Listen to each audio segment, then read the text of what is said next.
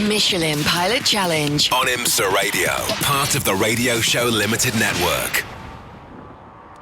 We could not have a better day and better surroundings in which to go racing.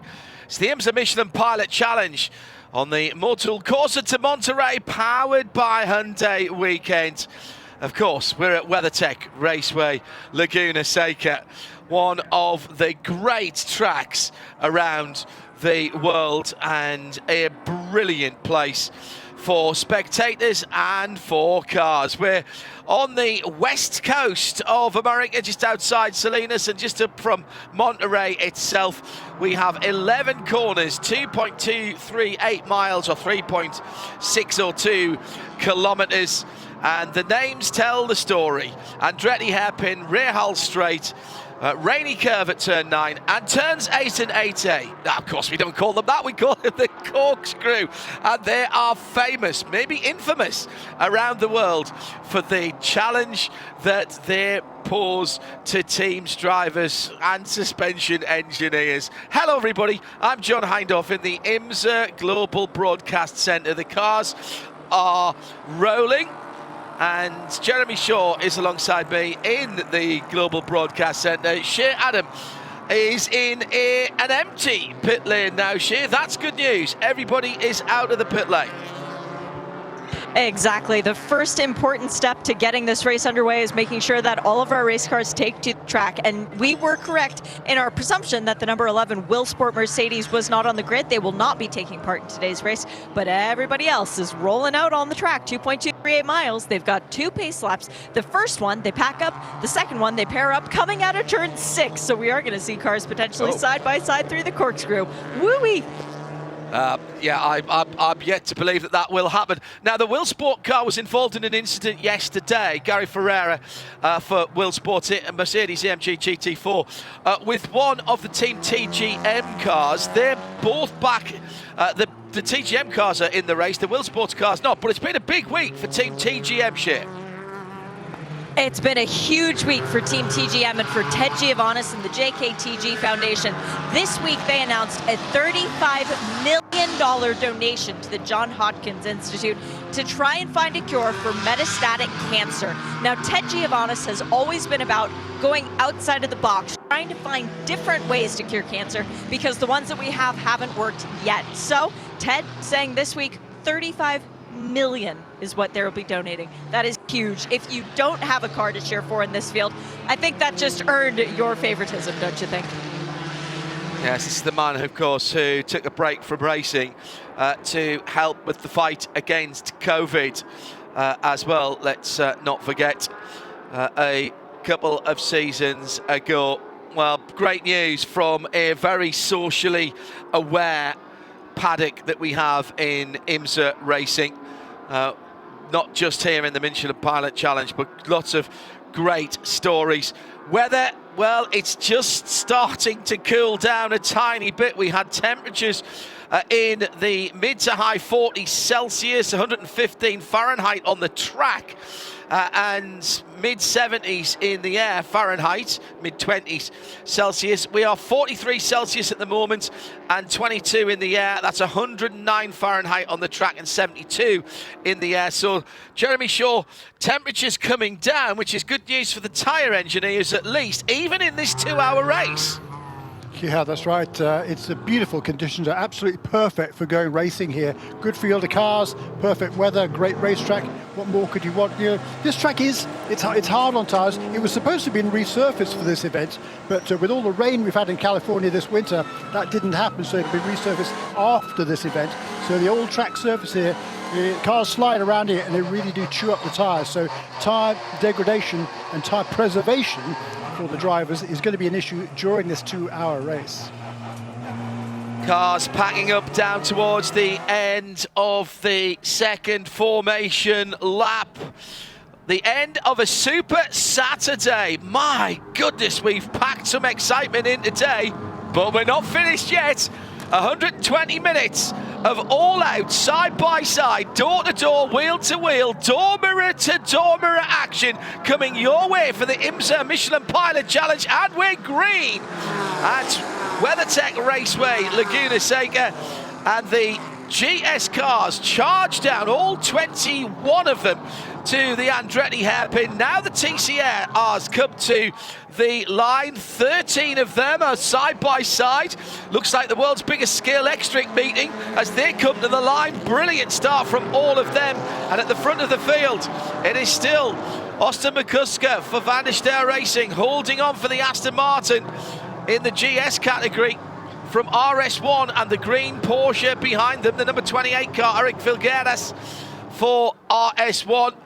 And at the front of the TCR field, watching about 17 different things at once, the debut for the new Honda Civic FL5 TCR, based on the FL5 Civic Type R, of course. And that is still leading. Matt Pombo gets the decent start from Mason Filippi and Harry Gottsacker, part of the horde of Hyundai Elantras in the race. Big move early on from the number 95 of Cameron Lawrence as he went down the inside of Kenny Murillo in the chrome orange number 72 Murillo Racing, and didn't get that one done. He's dropped back into the clutches of that would be McCumbee McAleer Racing, wouldn't it? And Jensen Olsen, who's made up a couple of places.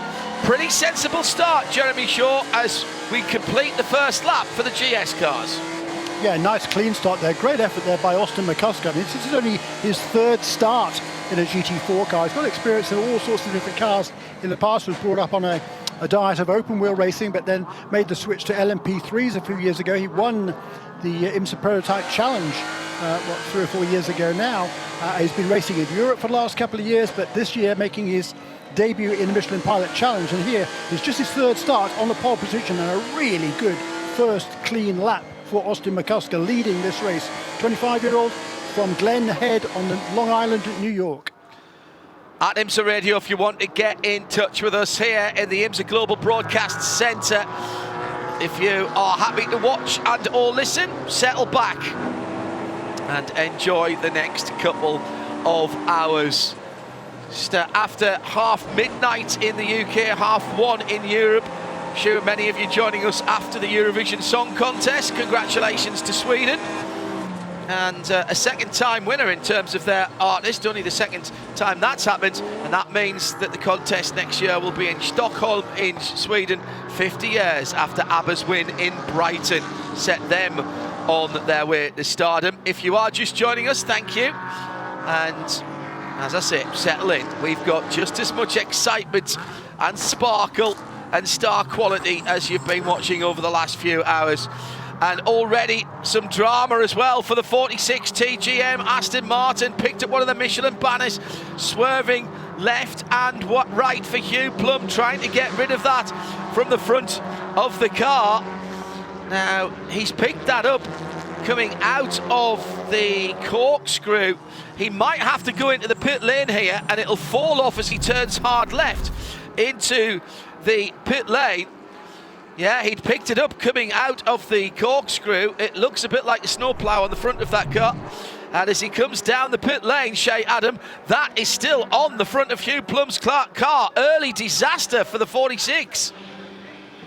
It is still very much wedged on the front of the car, and there's quite a bit of what appears to be sand leaking out either side of it. As now it comes to a stop, I have to turn my head to actually not get hit. Yeah, one of the sandbags was still wedged in it. I'm so shocked that the dive planes are still on the front of this car. Left front wheel, completely destroyed on this car. So that was a puncture perhaps that sent him into that barrier. But the trouble is, he is still spinning the rear wheels. This is going to be a further drive-through penalty for wheel spinning on the jack stand.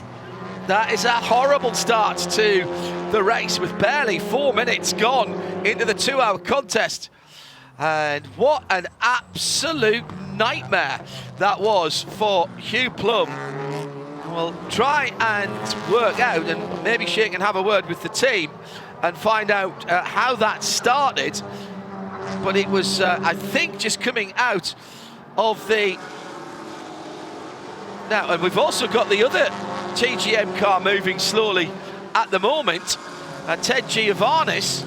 Now, I thought Owen Trinkler qualified that car, And He Ted Giovannis has started, so they must have gone to the back, Jeremy.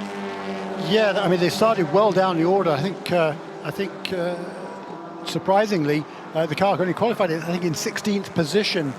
And so they've elected to go to their normal strategy, which was to start with Ted Giovannis, and then Owen will take over at the 45-minute mark in this 2-hour race. But yeah, so not got a lot of laps this weekend has Ted, and he's sort of struggling in the early stages, falling back now through the TCR field. Shea Adam is still down at TGM in the pit lane. What a horrible start to the race for the team that we were mentioning as we were on the formation lap, Shea. And one of the problems there was a huge amount of debris wrapped around the front stub axle. Yeah, and they had to actually take a hacksaw to cut that rubber away. They did manage to get it. It was a giant clump that they had to remove, and now their pit box is dirty as well because sand from the sandbag that was hit. But I'm not a detective, I'm not Joe Bradley. I would say there was a tire issue that led to Hugh going off the track. It will be a drive-through though, this time by for Hugh, for the spinning on the wheels. Wheel spinning whilst on the jacks, whilst elevated, slam dunk penalty. And Hugh Plum will have to come back in. I think he has already lost a lap or two. Yes, he's lost a full lap. He'll lose another one when he comes in for his drive-through, I think. And that is not the way he wanted to start. He's just heading up to the scene of the crime at the corkscrew now. Might want to stay out for his 3 laps and try and put as much room as he can between himself and Austin McCusker of Van der Steur Racing, and in which case he might get away without losing another lap. He's got 3 laps, Jeremy, or 3 times by before he has to come in and serve that penalty. Yeah, that's true. After that, he'll be stopped scoring. But yeah, it's been a disastrous start to the race for that team, TGM. But at the front of the field, also in an Aston Martin, Austin McCusker is really doing a bang-up job here. Really impressed by Austin. I mean, like I say, very little experience in these cars. The deal for him and a fellow youngster, Rory van der Steur, to drive this car this year came relatively late, but he's clearly learned very, very quickly. And Austin is pacing the field now and just holding station at the front. He wants to make sure he doesn't push too hard in the early stages for the reason you mentioned earlier on. So difficult to know what the right balance is between pace and holding on to your Michelin tyres. You overheat a tyre, it's really, really difficult to get it back. And we are in that sort of area with the track temperature still in triple figures Fahrenheit, 109 Fahrenheit. It's dropping just a little bit, 43 Celsius on the track. The only good thing about this older tarmac is it is such a light grey colour, is as the sun starts to sink and it's not direct sunlight on it, it does give up its heat rather quickly. Also, if you get even if you just get a single cloud going across it, again, the track temperature tends to drop very quickly. However, we're on the Monterey Peninsula. We don't get a lot of clouds here at this particular time of year, which is why we have lovely weather. All right, we've got a problem on the front straight. Somebody going very slowly indeed. Shea Adam can see that from her vantage point in the pit lane. What's going on, Shea? Defending race winner, that would be the Alfa Romeo, number 5, Roy Block and Tim Lewis Jr. They've won this race a couple of times. That was a very slow exit from turn 11. It looked like the Alfa took a beat before it got going once again. There wasn't a spin as far as I could see, but that is an issue potentially for our defending race leader. New leader in TCR, and that was Harry Gotzacker making the classic move, going up the hill on the Rahal straight into turn 8 and 8A, the corkscrew. That was, I mean, textbook stuff there by the number 33, excuse me, that was the 33 car, leading in TCR, Harry Gotzacker ahead of Matt Pombo. And Matt Pombo immediately, Jeremy, dropping 3, 4, 5 cars lengths behind the leader, and we've got pit stoppers coming in early from the TCR category. That's Victor Gonzalez in the dark grey colours of the Honda Civic. That's the older FK7 car. It is new colours on the car for this weekend.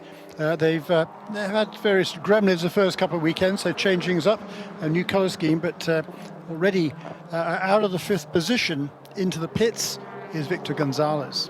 Dark grey and white for that Civic, the number 99 VGRT. And also coming in at the moment, Rockwell Autosport, Shea Adam is down by the number 10.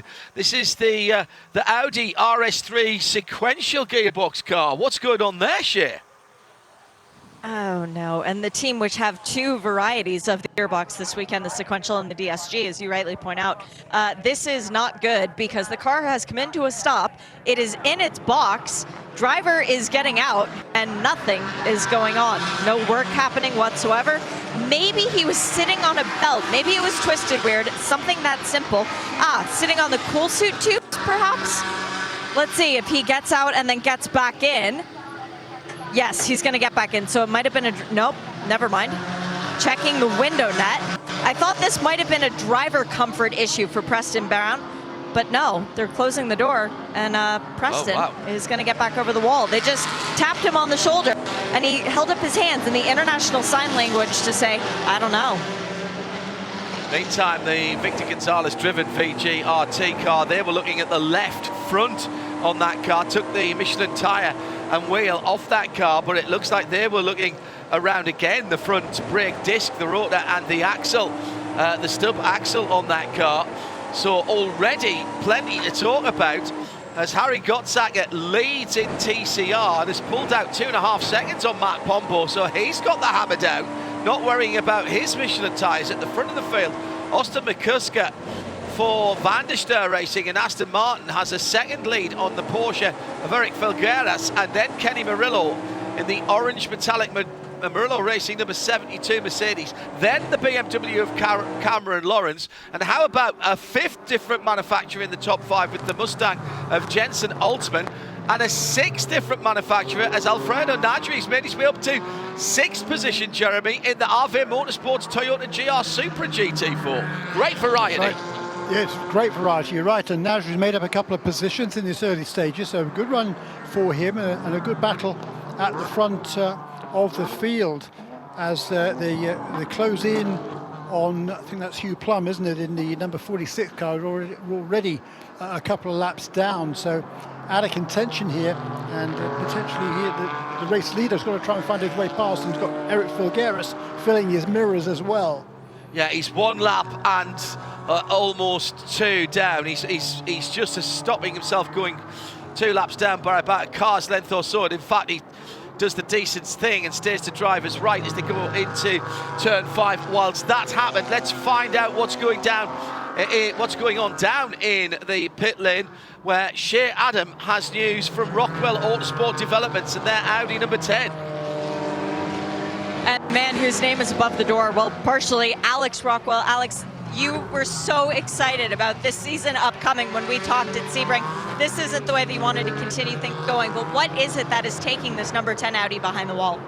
Well, we had some unusual electrical gremlins, we thought, but then when we disconnected the headlights, some of the gremlins went away, but we still have a fueling issue.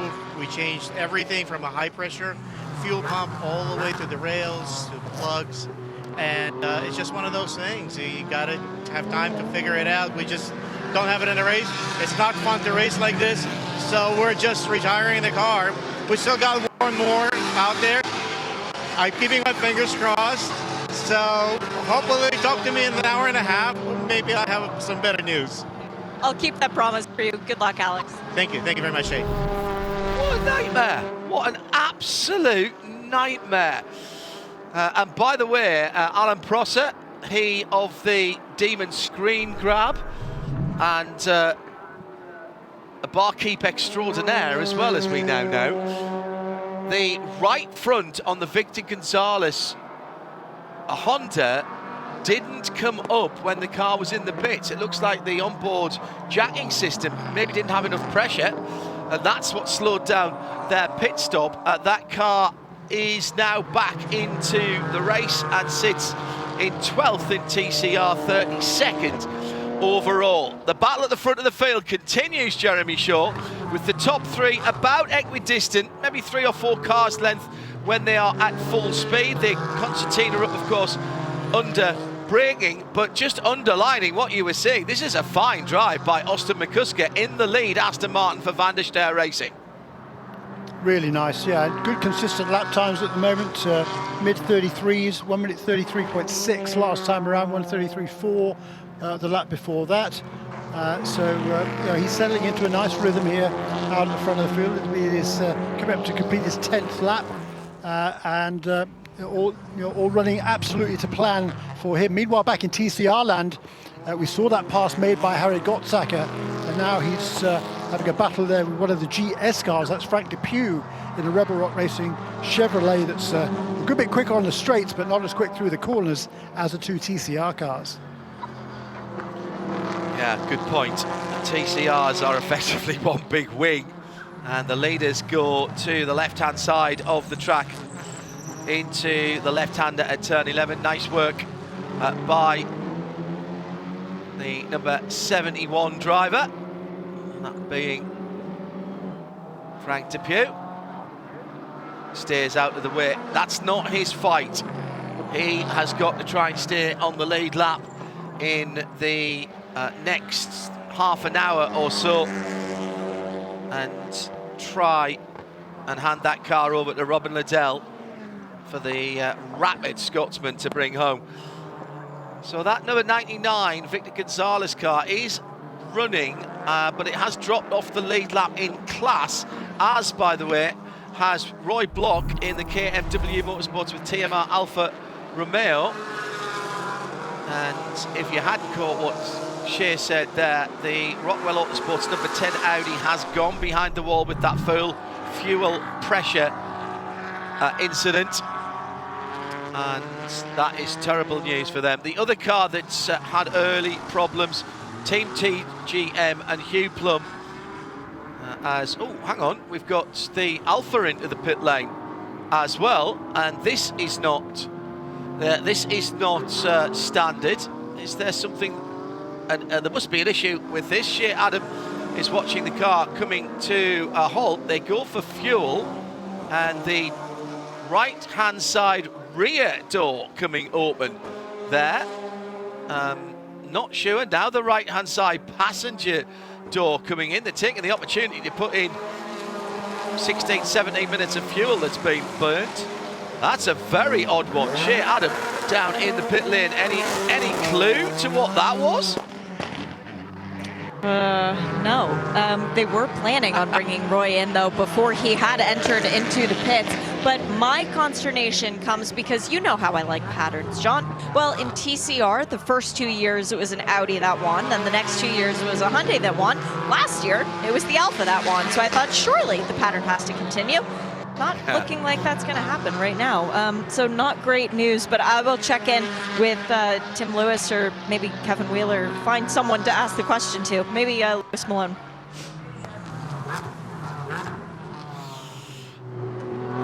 That's just awful again for a car at the start of the race. And Roy is back out and running again. It's going to put them off strategy. That the race might come back to them, but they had been slow on the circuit just before they came into the pit lane, as the leaders are into turn 4.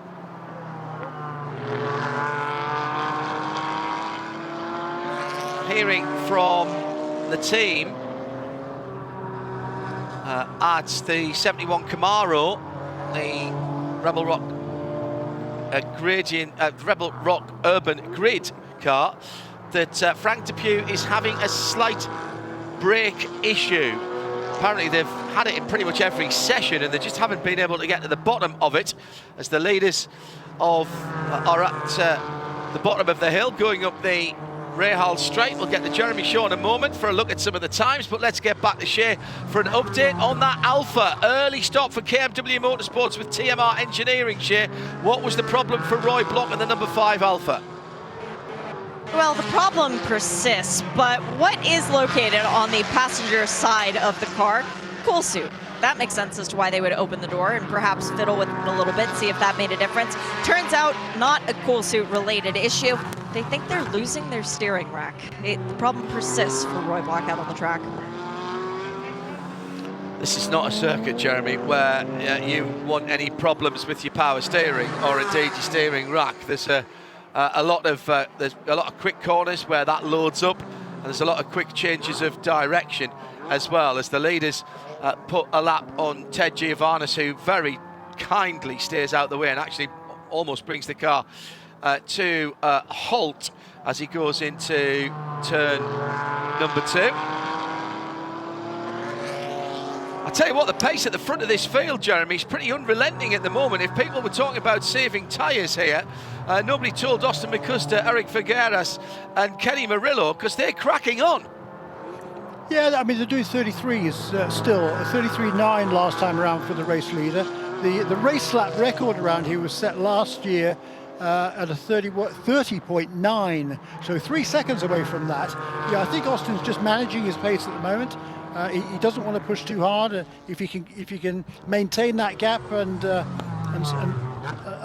the lead, he'll be more than happy with that when he comes over to hand the car to Roy van der Steur for the final stint in this race. So there's no point in pulling out a big lead and then burning off your tyres and having nothing in case there might be a full course caution or whatever. So he's driving a really, really nice race at the moment. Eric Figueras ditto in that second position.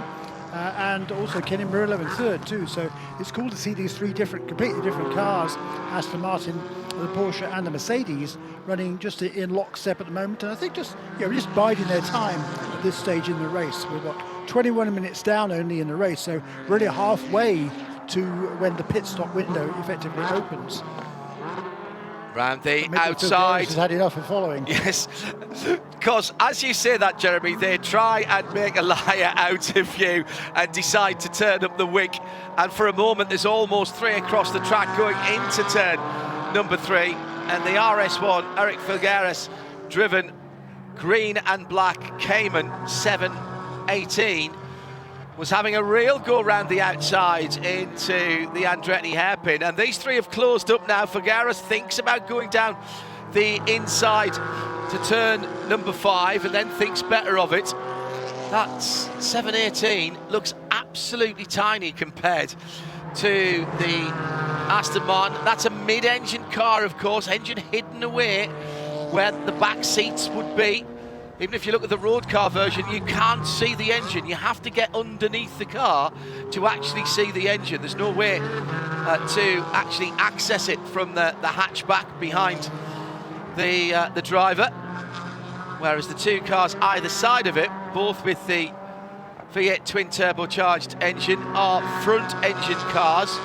Much more of the traditional Grand Tourer look for both the Aston Martin Vantage and the Mercedes. And in fact, the Aston Martin shares the AMG engine, although, and a little mistake there by Kenny Murillo, just dropped the right-hand side Michelins onto the dirt coming out of 11, and that kicked the car sideways and dragged him further sideways, further to the right, as he came out of there. Yeah, Aston Martin using the AMG engine. They have a technical partnership with them for their road and street, their roads stroke street cars and their racing cars, but we're very impressed when that first happened a few years ago, and somewhat surprised at how much they were allowed to Astonize that engine. I know that's not a word, but you know what I mean. How much they were allowed to tune the engine themselves, not just with electronics as well, with some internal components. And this battle for the lead now heads up the hill, coming towards some more lapped traffic at the moment. And that will be Roy Block can't be too far up the road from them at the moment as they head over the top at the corkscrew, Jeremy. Yeah, you know, it's interesting that Cameron Lawrence is slipping back a little bit in the 4th position in the number 95 Turner Motorsport BMW. He's fallen about 3 seconds behind the 3 leaders at the moment. Meanwhile, in TCR, Harry Gottzecker has pulled out a substantial advantage over his now teammate in second place, Mason Philippi, in car number 98. Matt Pombo has fallen more than 10 seconds behind the leader, the pole sitter, in third position in that LA Honda World Racing brand new Honda Civic, car number 37. So already problems for Hugh Plum in the Team TGM car. He's dropped off the lead lap, and we've still got problems in TCR, the number 5 Alpha, and that car slow again from the top of the hill. So whatever was ailing that car, and in fact that steering issue still not sorted. It's not going to fix itself, is it? It's back in the pit lane. We'll let you keep an eye on that. We've already lost the Rockwell Autosport developments machine behind the wall with fuel pressure problems, and we had a non-starter in the shape of the Willsports AMG GT4. Gary Ferreira and the team, that car involved in an incident in free practice yesterday and not able to be repaired here on the grounds of the circuit, so it did not take to the track for qualifying or the race today. Control-Alt-Delete for Roy Block and the Alpha, hoping that will solve their steering issues. Back out on the track at the moment. Austin McCusker by half a second, then another second back to from Eric Figueres to Kenny Murillo, and as you mentioned, Jeremy, just starting to see a little bit of a breakaway. Nearly 3 seconds now between Kenny Murillo and fourth place Turner Motorsport BMW Cameron Lawrence, who's got Alfredo Najri for RV Motorsports for company. Yeah. Top 5 cars, still different manufacturers. Yeah, that's right. And the Alfredo Najri, having got past Sean McAllister, 7 or 8 laps ago now, he's pulled away at a pretty good clip now. He's put 4 seconds between himself and McAllister. He's really challenging for that 4th position. With Cameron Lawrence has it at the moment, but Alfredo Najri wants it, and he's trying really hard to get it. He was challenging down into the hairpin on this lap, so we'll see where he can pull it off. But meanwhile, McCusker there running wide out of turn 5. Well, they're all running wide on that new asphalt there. I wish there was whatever. So, they're heading up the hill there. That 3-car battle continues for the lead of this race. Mason Filippi's got up into second position, makes it a 1-2 in TCR for Hyundai Elantra and Brian Herder Autosport. Matt Pombo, the pole sitter, has dropped back a few seconds now in third position. Remember that the broadcast team will be nominating our Michelin moment of the race for both TCR and GS. And Shea Adam has more news, and it's not good news, I'm afraid, from down in the pit lane. Shea, what do you have? The little Alpha has gone behind the wall, so the issue was not solved with the Control-Alt-Delete, and it looks like the steering rack is going to claim a victim. Electronic or electrically operated steering racks quite normal nowadays on street cars and indeed race cars, hence the Control-Alt-Delete. Sometimes that just shocks the system into being right again. Not work there. Safety issue, of course. You can't be risking that, particularly not on a circuit, well, not on any circuit really, but certainly not here at WeatherTech Raceway Laguna Seca. So clean start to the race, he says, crossing his fingers and making sure that I've got me all me lucky bits and pieces around me as I say that. And it is still then green flag racing. Fastest lap of the race some time ago to the RS1 Porsche in second, a 1:32.498. And Harry Gottsacker leading TCR has the fastest TCR lap of the race on a 1:33.8. So a little slower than the lap records, but that temperature of the track now just starting to drop a wee bit down to 41 Celsius, 106 Fahrenheit. Let's see if that produces a little bit more speed as we come through to, around halfway through the stint for the TCRs, a little more than that for the GSs, and 15 minutes, Jeremy, still to go for minimum drive time in the categories.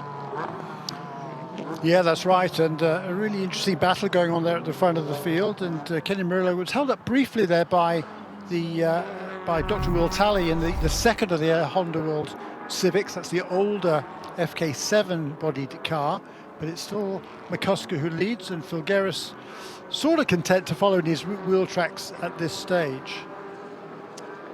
Can't imagine it's going to be long before we start seeing some warnings handed out for track limits at turn 5.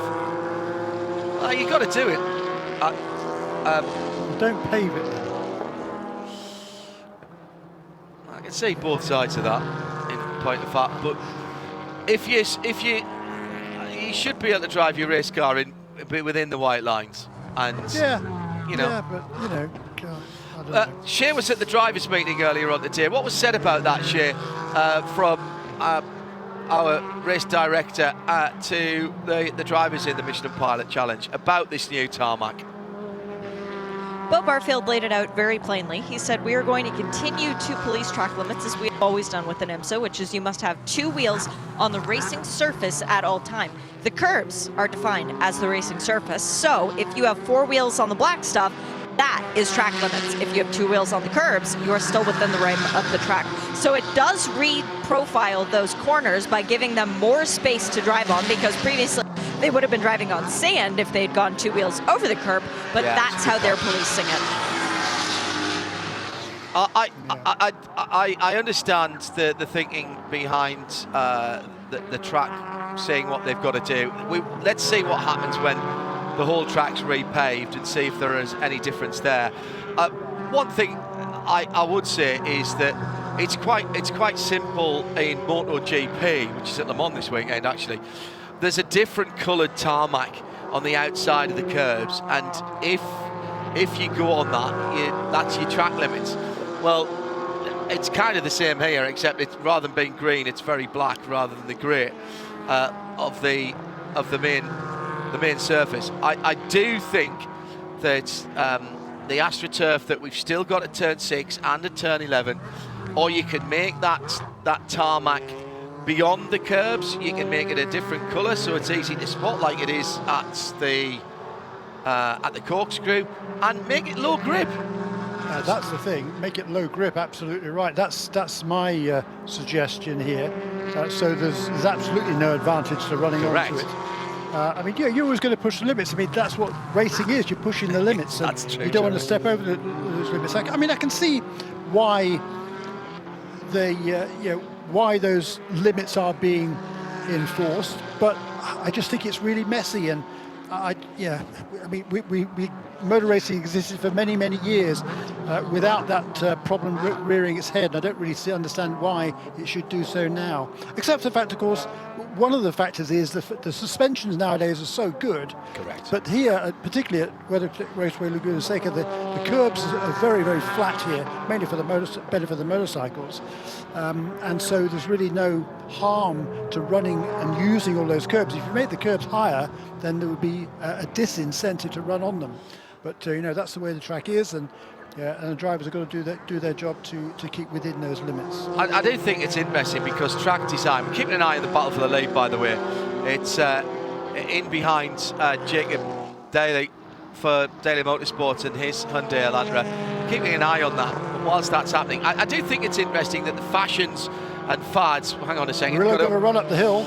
Yeah, and we've also got that's the number 14, which is RV Motorsports, Alfredo Nitri, up into 4th, but then off the track and in the dirt at turn 6. And whilst that was going on, behind him, a new second place now is Kenny Murillo in the orange and blue AMG, is up to 2nd ahead of Eric Filgueras. And that, as Jeremy rightly said, was a run out of turn 6. And it looks like Kenny's pushed the go button here. He's already got the overlap coming out of turn number 11, side by side with the Aston for the lead. The red, white and blue car on the right-hand side of the track. the orange and blue car on the left, but they've got the slight complication of having the Liqui Moly orange and black TCR car. Will they go either side? And here comes Figueras in the green Porsche, and it looks like Murillo's gone to the lead. He has, and down to third place then, Austin McCusker. He's battling, trying to get his second position back. The leaders side by side with the number 70 TCR car of Jacob Daly. My goodness me, what an exchange that was. And all of a sudden, Kenny Murillo seems to have come to life there, Jeremy, as we're 35 minutes into this race. Yeah, and I think it's more a factor of the Aston Martin driver struggling. His lap times have fallen away a little bit over the last couple of laps. You can see how much he was struggling to keep the car on the track, particularly at turn 5, running wide on a regular basis, and certainly earning the response there, I think, or at least the eyes of race control. And I think it's because the car is sliding a little bit, and it's happening with several of the drivers in this field. Alfredo Nadri has been one of the quickest cars on the track for the last several laps until he made that mistake coming off turn 6 last time round, which cost him a bit of ground to the 3 leaders. But he'd pulled away from Cameron Lawrence to the tune of more than a couple of seconds before he made that error up there. So that car is going really, really well at this stage, and clearly the Toyota looking after its tyres a lot better than some of the other cars, and particularly the Aston Martin that was leading the race. He dropped just over 2 seconds with that little error, and that's taken him slightly closer back to Cameron Lawrence, but he's got himself sorted out. Wow, put in a 34.4 last time around. That's the same sort of time as the leader, and that has pulled him again 2 seconds away from Cameron Lawrence. Alfredo Nadri did not drop a place there in going off the circuit, so it's Murillo from RS1. What a brilliant pass for the lead. Traffic playing its part, I do think, as well, with that crossover for the lead with the Daily Motorsport machine. But coming out of turn number 11, Jeremy, the Murillo Mercedes AMG seemed to have a ton more grip, was able to pick the inside line and square off the corner and get on the throttle much earlier.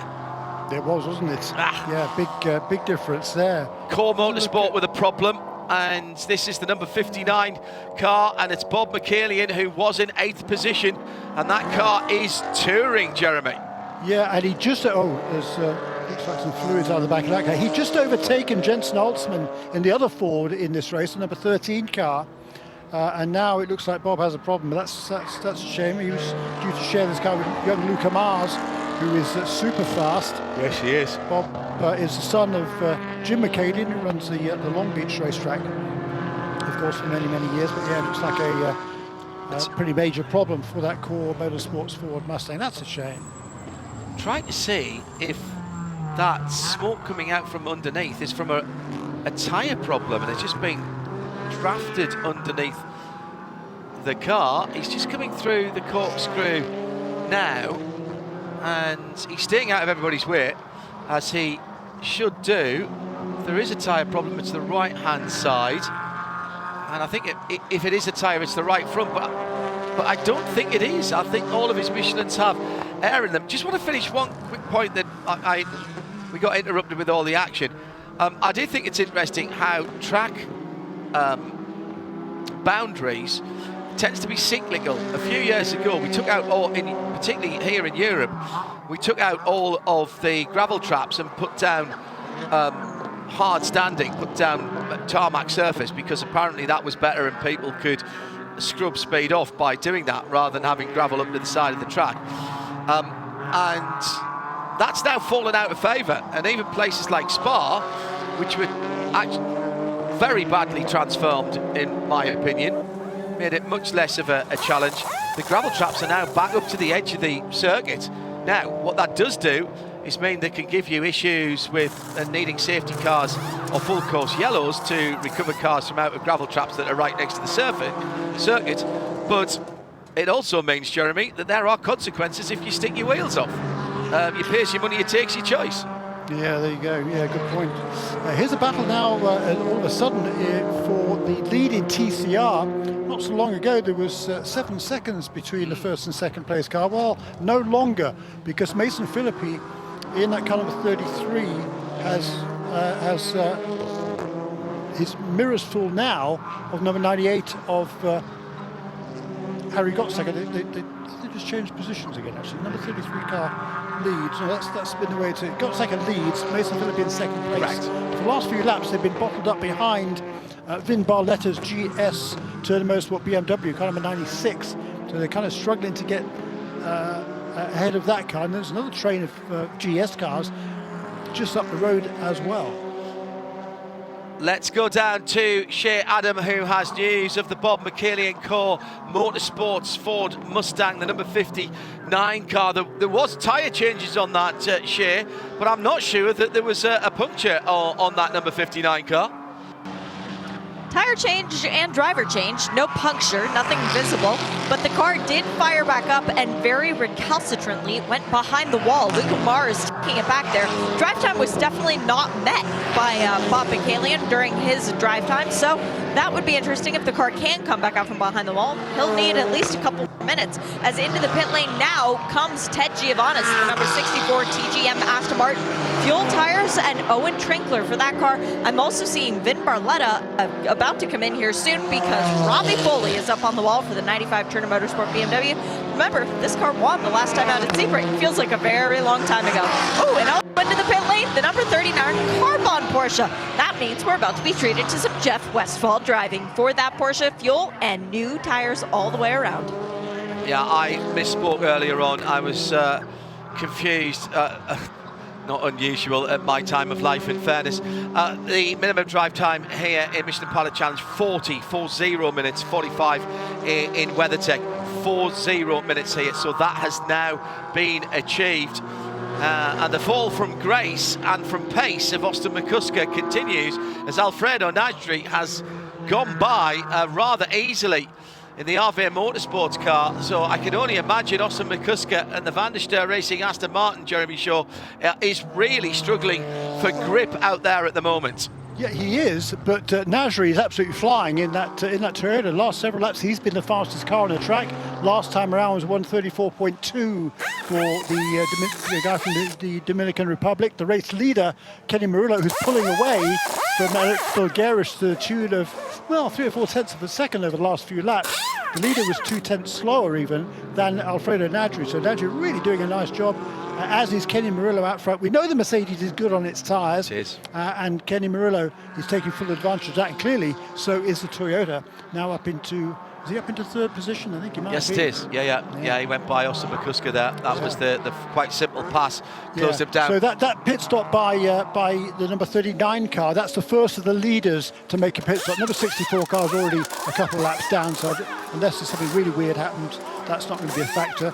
Here is the number 71 Rebel Rock Camaro in the pit lane, as is Vin Barletta in the number 96 car. He will hand over that number 96 car to Robbie Foley. And of course, it was that pairing that won the most recent race at Sebring back in March. Shea Adam down there in the pit lane. We'll go to her in just a moment. The 39 car that Jeremy was talking about dropping out of the league group, that was the car bump with Peregrine Porsche. The black and green car, the two Hyundais go across the line to start another lap. They'll go as close as they can, if not over the hour mark. The TCRs can easily go on one stop here. The cars that are coming in now probably haven't used a full tank of fuel, not be far off, but what they're doing is getting in after the 40 minutes and the drive time has been completed by their lesser experienced driver, and they're going to get their better driver in to take it to the end. Shea, a little update from down in the pit lane about who's been in, who's gone out, and who's come back from behind the wall. We've got fuel tires and Robin Liddell in the Rebel Brock Camaro. We've got fuel tires and Spencer Pompelli in the BGB Porsche. And back from behind the wall came the Alpha, but it wasn't right yet. It stayed in the transition lane, went all the way up, sat in the penalty box with Richard before getting clearance to go toward the area where you can come back into the garage where it rolled sadly and slowly backwards down. It's going back for more work. BGB Motorsports on the way out, clipped their tyre on the right rear. So that's going to be a drive through there. And Tom Collingwood, as he comes back on the track, they just left the tyre a tiny bit too close to, Spencer Pumpelly. They haven't changed their driver ID on that car. Tom Collingwood out of that. I think that'll get called. And that was just an errant tyre left to the right-hand side of that car. So 45 minutes completed. Here's how they stand. Murillo racing by 2.2 seconds in that number 72, the orange metallic with blue of the Mercedes from Eric Filgueros, and the very striking black and green number 28 Porsche 788 Cayman. He's got 4.2 seconds on the red and white Alfredo Najri driven number 14, the RV Motorsports Toyota. This has been a brilliant run from Alfredo. He's got half a second or thereabouts on Austin McCusker. Van der Ster Racing, the pole sitting Aston Martin Vantage, the number 19, mostly white car. Then Cameron Lawrence for Turner Motorsport in the 95 car. He is about to come across the line. I'll give you the gap there. I think it was about 7 seconds. Yes, it is 7.2 seconds as Cameron goes across the line. In fact, he's been passed by Jeff Mosing in the other Murillo racing car, the number 56 car. Pit stop starting for the TCR cars. In has come Brian Ortiz in the Van der Ster Racing machine. That seems a little bit early to me. We'll get Shay down there to have a little look at that one and find out what was going on. And front tyres only on that car. Tyler Maxon's getting in. That's all about drive time, Shay's just told me on talkback frequency. Which car, sorry, John? That was Brian Ortiz out of the number 91 TCR. That was the car that lost all its times, remember, because Brian got out of the car before the end of qualifying, before he was cleared to do so. And he had a pretty decent starting position. That pushed him all the way at the back. They fought their way back up to 9th position. No, they were up in fourth, I think, in the TCR. 1, 2, 3. Yeah, they're running in fourth position, fair way back. But Brian Ortiz had worked his way back to where he should have been, really, at the start of this race. But I'm surprised they would come in this early, because it's a long way to get to the end from here. They're going to need a caution, I think, to make it on just that one pit stop. That's why the other TCR are staying out for a little bit longer, as these two race leaders are catching up now to Bryce Ward, who's running in the 14th position in GS. Then those two TCR leaders. And again, those two TCR cars are about 17 seconds ahead of Matt Pombo, the pole sitter in that LA Honda World Racing Honda Civic. Bryce is effectively the last of the GS cars that's running from 1 to 14. And again, it's not his fight. If he lets these guys go through, he doesn't want to compromise his race at the moment. He'll be getting a call from the guys on the radio. Now we'll pull away from them down the straight once the Mercedes AMG gets into its stride. There he goes. But I think if I was on his pit wall, I might just say to them, if they get that close to you again, Bryce, just breathe out of it going into 11 and let them go through. Yeah, and Bryce, as you say, in 14th position, he's the last of the GS cars that hasn't yet made a pit stop. So next up on the road behind him, actually not that far behind, about only 10, 12 seconds or so, is Jeff Westphal in that number 39 car bound with Peregrine Porsche. The car number 39 has made a pit stop and is the highest place of the cars to do so. And he's a fair way ahead. He's probably about another 11 seconds or more ahead of Robbie Foley in car number 96, who's next of those who have made a stop. Then it's Spencer Pumpelly, and then it's Robin Liddell behind him. Yeah, so the top 14 cars, what Jeremy's saying there is the top 14 cars have not yet stopped in GS. So they haven't elected to do their driver change after the 40 minutes. Lots of activity in the pit lane, but I suppose at this point, Jeremy, you've kind of made your bed tactically, and you might as well leave your first driver out until either there's a yellow or they need to come in for fuel and tyres. Yeah, I mean, if the longer you go now, if you have to make 2 stops, the shorter your last stop will be, which is always a good factor. But 49 minutes gone now, so an hour and 10 minutes remaining. We've certainly got to be fairly close now to the leaders coming in. I think the GS cars, they can generally do around about 50 minutes or so, correct. More than that, which is what they've done right now.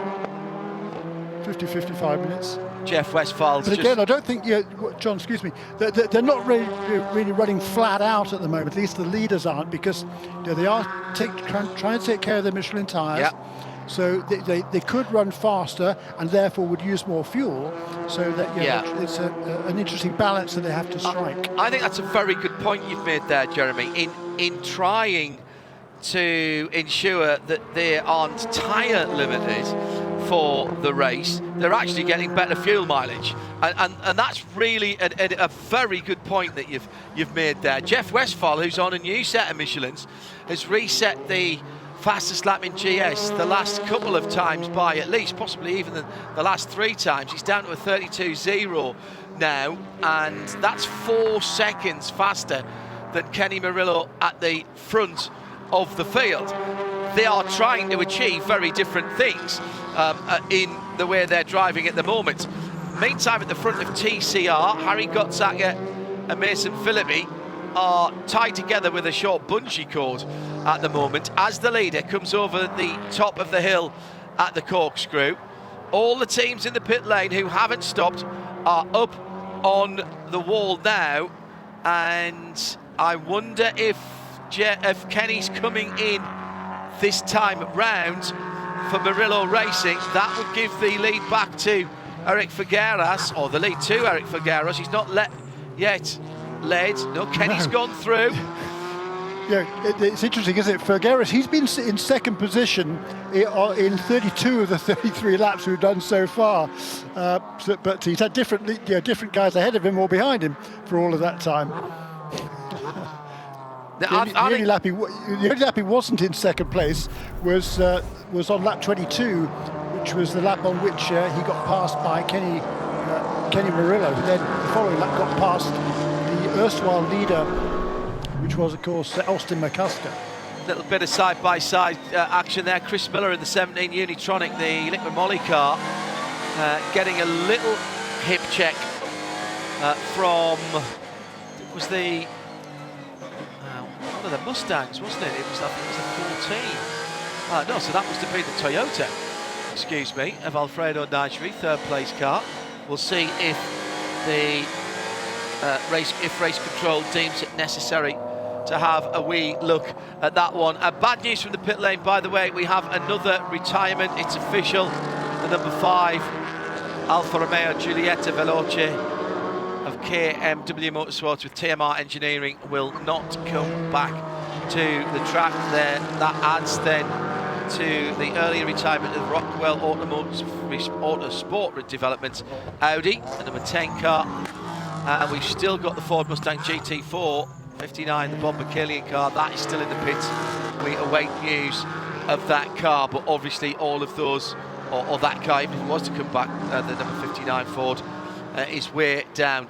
Austin McCusker heads to the pit lane for Van der Steur Racing in the Aston Martin that was sitting on pole position. If you want to get in touch, it's at IMSA Radio. Shea Adam has that car. Oh, and Jeff Mosings followed him into the pit lane. So that was 4th and 5th. And coming into the pit lane now towards you, Shea, from GS.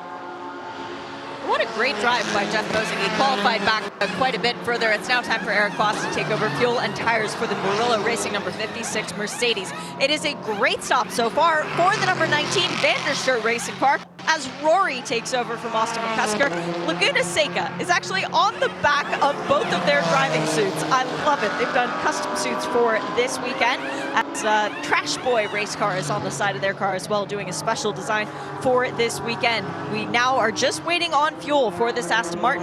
They should leave well and truly ahead of the Mercedes, because they did come in ahead of the Mercedes. As into the pit lane comes the Archangel Racing Aston Martin, Archangel Motorsports, excuse me. Todd Coleman started that car. It is Patrick Lindsay who's taken over. Now we do have the Aston Martin rolling once again for Van der Steur Racing, followed out by Mosing. Mosing's car, it's now Foss. It's got Mosing Motor Cars on the hood. And two more Mercedes into the pit lane this time around. We've got Daniel Morad taking over for Bryce Ward in the Windward Racing number 57. And then it is time for Scott Andrews to finally take over for the number 27 Lone Star Racing. Shea Adam down in the pit lane. Harry Gottsacker and Mason Philippi have swapped positions, and we've got a new leader in TCR. Mason finally gets through on his teammate. Took him a few goes there, Jeremy, but it was a nice clean pass, as you would expect from two drivers who have Brian Herter potentially talking in their ears. Actually, well, not this weekend, because he's in Indianapolis, isn't he? But he instills a bit of patience and a bit of discipline to his drivers. Yeah, he does. He'll be watching with interest, of course, Will Bryan, even though he's been busy in Indianapolis for the. Yeah, that's Grand finished Prix now. there. Yeah, good point. That's a good point. Yeah. No, he'll be glued to this. A whole bunch of pit stops now for leads. Interestingly, the cars that had been running first and second then ran 55 minutes before they brought the cars onto pit lane, and the car that has not yet stopped is car number 14, Alfredo Nadri. Also staying out is Jensen Altzman, who's about 20 seconds behind in car number 13. He's really been falling off the pace. He's losing 4 seconds a lap compared to what he was running earlier on. Despite that, Altzman has just passed the Cameron Lawrence 95 car of Cameron Lawrence last time around as well, and Adam Adamson right there in that picture as well in car number 47. I think they're trying to reach the halfway mark before they come into the pit lane. Here comes Nadri. He's not quite going to make it, however. I tell you what, I'm very impressed with that Toyota, the red, white and black Toyota Gazoo Racing Latin America car, and by Nadri, because where other people were, he's got a little bit long on his pit lane, but I think he's going to be all right. Where other people were really struggling with tyres towards the end, his pace was still pretty impressive, and certainly quicker than the people in front of him. He might be able to improve his position here. They're putting the tyres and wheels on. Jensen Altzman, Cameron Lawrence and Adam Adelson, the other cars who have not yet stopped, followed him in, so that would be only Alex Filzinger for the Motorsport in Action, the Mia McLaren Artura, who hasn't stopped in GS. Let's see if he comes in this time around. Shea Adam is watching these pit stops down in pit lane for the leading GS cars. Fuel tires and driver changes everywhere. It's Thiago Camilo who's now aboard the Toyota for the number 14. We've got Elliot Skier aboard the number 47 for Nolan Sport. The 44, which is the Aston Martin being run by Accelerating Performance, that now has Michael Cooper installed. And for the number 13, Macumbi McAleer, it is Macumbi behind the wheel. That would be Chad, race winner here in ST back in 2016. We also have the Turner Takomobile in. That is Cameron Lawrence out, Robert McGuinness taking over. Shocking looking pit stop for the number 13. Macumbi McAleer Racing Ford Mustang. Not sure what was going on there, but the fuel hose looked to have been out for some time. They had a problem, I think, with the right rear. Keep an eye on that to see if they can manage to get that car going. Meantime, the leader second place it was, wasn't he? Just lost the lead, Harry Gottsacker in TCR is in the pit lane. Mason Philippi, by the way, up into the top 5 before he makes his pit stop, and that means Matt Pombo's gone back into second place. But of course, those two, Jeremy, still owe us pit stops, whilst Harry Gottsacker is just waiting on the VP Racing fuel now before that car goes out. And it's Rob Wickens, in fact, now in that car. Nice little burnout by Rob Wickens, and that car is out now. Did they pit early enough? Did they pit too early, or did they not go far enough? That'll be the question. Let's see how they roll out in comparison to Mason Philippi's car, who is in the pit lane now, is he not? Just about around the corner there. Yeah, absolutely. That wasn't Mason who's come into the pit lane, though, No, was that's it? Taylor Hagler. It's Taylor, yeah. Yeah. In defending champion, wearing the number 1. Little lock up as she comes to a halt, ready to get out of the car. And that looks like front tyres only for that Hyundai as well this weekend. I'm enjoying this, Jeremy, because we've seen the relative performances of all the cars in this first hour or so. It's 30 seconds to half distance here at WeatherTech Raceway Laguna Seca. Yeah, and it looks like the McLaren Artura is going to be able to make it to halfway before it makes its stop. Alex Filsinger now leads this motor race, but only by a couple of seconds over Jeff Westphal, who's closing very, very quickly.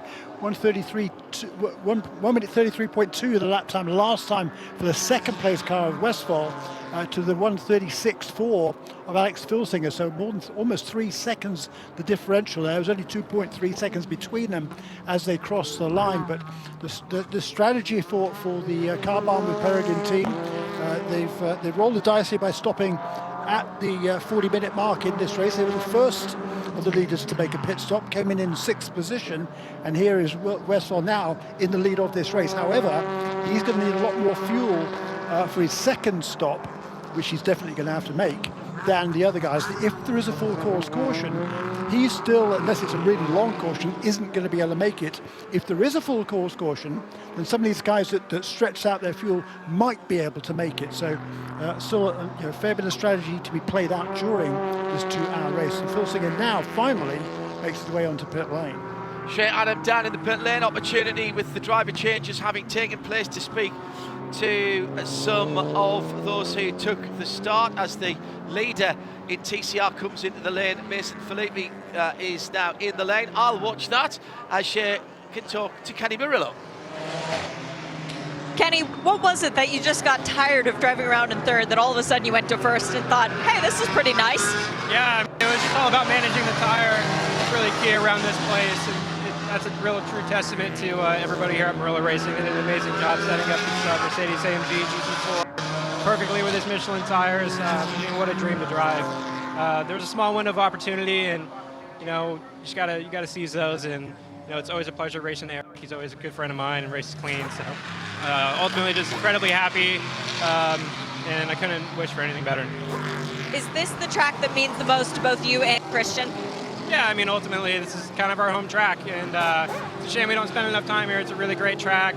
They do a great job with the facility, and we always want to win at a home track, but take it one step at a time. Christian's in the car. He's doing a great job, and I have all the faith in the world in him. Great opening stint. Yes, thank you. And Don, even if he does come home with the biggest trophy possible, it would still be the second best thing he's done this week because Aurora said yes. Excellent. Congratulations. We'll need to know when the date is and, buy a hat and all that sort of thing. Hello to Blur Fiend. Busy day at the workshop. Fettling Porsches. Now tuned in and enjoying what he says quite rightly. Great racing from Laguna Seca as always. Thank you, Blur Fiend.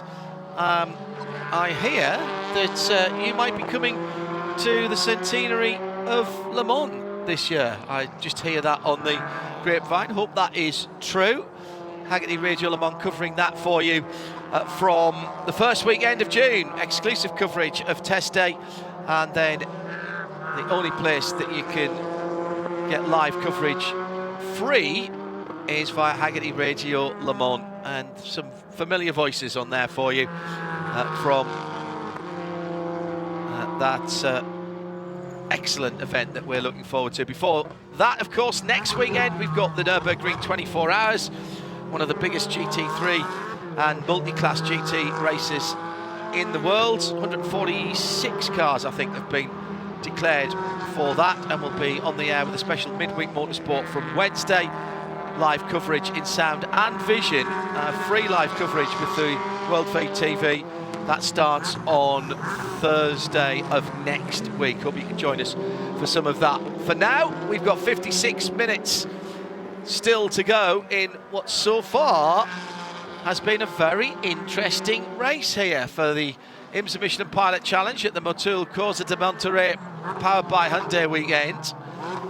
And what we're seeing at the front of the field is Jeff Westphal, having made his stop early, Jeremy, a bit earlier than everyone else, with the benefit of those fresh Michelin tyres, getting the performance bonus, and finds himself leading the motor race ahead of Murillo Racing's number 72.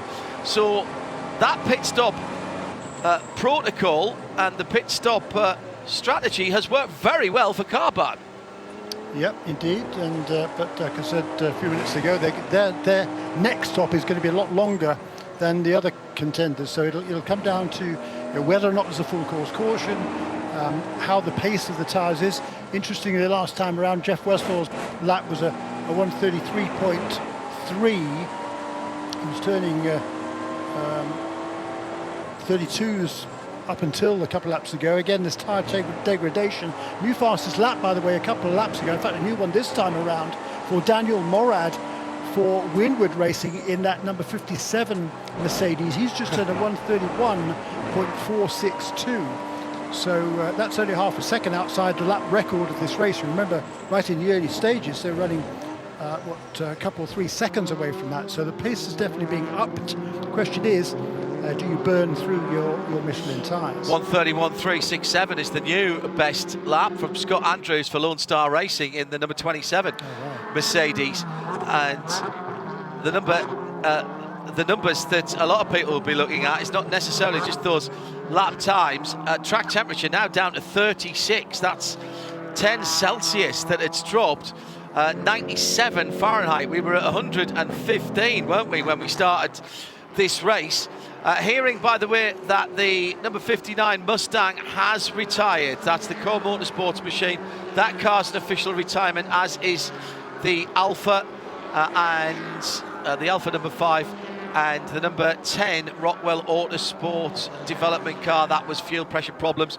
As in comes the number 96. This is Robbie Foley, and that is fuel only. So this is the second stop for this car. Yeah. So do they think they can make it home from here? Jeremy Shaw with 54 on the clock. I guess the answer is yes. Yeah, absolutely right. Don Salama is the strategist there for Turner Motorsport, has been for many, many years. A very successful driver in his own right, by the way, in the forerunner of this championship. He is a master strategist. There's half a dozen guys who know every trick in the book. He is one of them. Joe Vardy's another one at Team TGM. But Don's splitting his strategies here, and yes, he can go to the end from here. So he's the first of the GS cars to make what will be his final pit stop, unless there's a full course caution, in which case somebody else conceivably could stay out. But really interesting to see that Robbie Foley, then the first guy to blink, and he comes out of 7th position to make that second stop of his afternoon. So what are they hoping for here, Jeremy?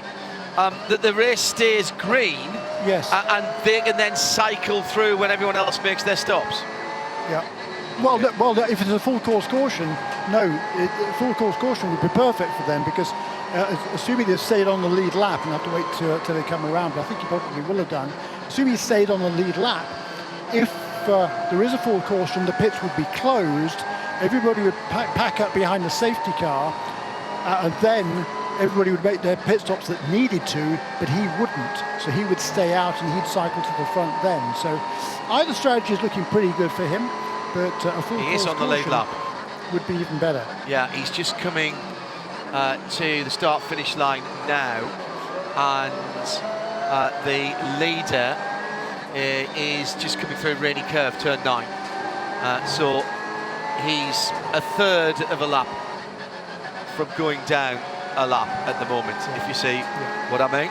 So that is, I think that's a very interesting strategy. I've noted that down for the Michelin moment of the race in GS. We've still got, by the way, the 98 and 33 Brian Herter Autosport Hyundai Elantra is battling away. Mark Wilkins in the 98 ahead of Robert Wickens by just on 3 seconds. Ryan Eversley in that new FL5 TCR Honda Civic. He is in 3rd position. That car was on pole position having a decent battle with Denis Dupont for the second of the remaining Rockwell Autosport Development RS3, the sequential box car. That's the number 15. Tyler Maxson for Van der Steur Racing's Elantra, the number 91 car, is in 5th, and in 6th in TCR is the defending champion, number 1 team from Brian Herter Autosport. Taylor Hagler out of that car, Michael Lewis now in that machine. So I'm right in saying everybody has made at least one pit stop now. Yes, that's correct. Nobody was making fuel anywhere, that's fine. Meantime, yeah, and the battle between, the gap between the two leaders came down hugely on that last lap, actually. Christian Schimjack, on lap 39, he was 5.8 seconds behind Jeff Westphal, who just completed lap 43, and the gap is down to less than 2 seconds between those two.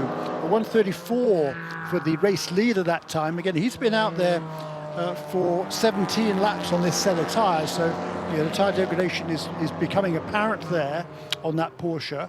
Meanwhile, the Mercedes, we've seen how good the Mercedes are on their tyres. They're relatively easy on their tyres, and he is closing in. Meanwhile, also, Stephen McAleer in the number 28 car, taking over from Eric Filgueras. He's closing on Christian Schimjack as well.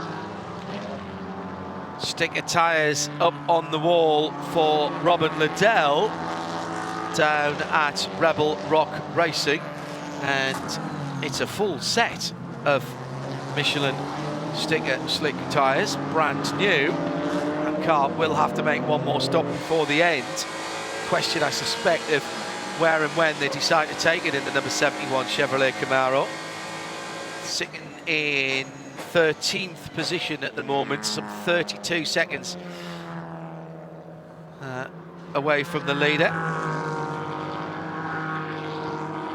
New fastest lap for the Toyota GR Supra. That's been a quick car anyway. Thiago Camillo has gone even faster for RV Motorsport. 6th position for that car at the moment, 3.5 seconds behind 5th, which is Eric Foss in the 56 orange Murillo Racing car. 1:31.428. Yeah. So that's a decent time. What's interesting to me is the car barn. I was going to say Audi there for a moment. That's taken us back a bit, wasn't it? The car barn Porsche number 39 leads the motor race, but has been caught now by Christian Simchak, and its best lap is only a 32.0, and at the moment it's lapping at 33.7, and that's why that lead's come down, Jeremy, as you rightly noted. Lost a full second last time around, and all of a sudden, Jeff Westphal, that little Porsche does not look as planted as it did 10 minutes ago.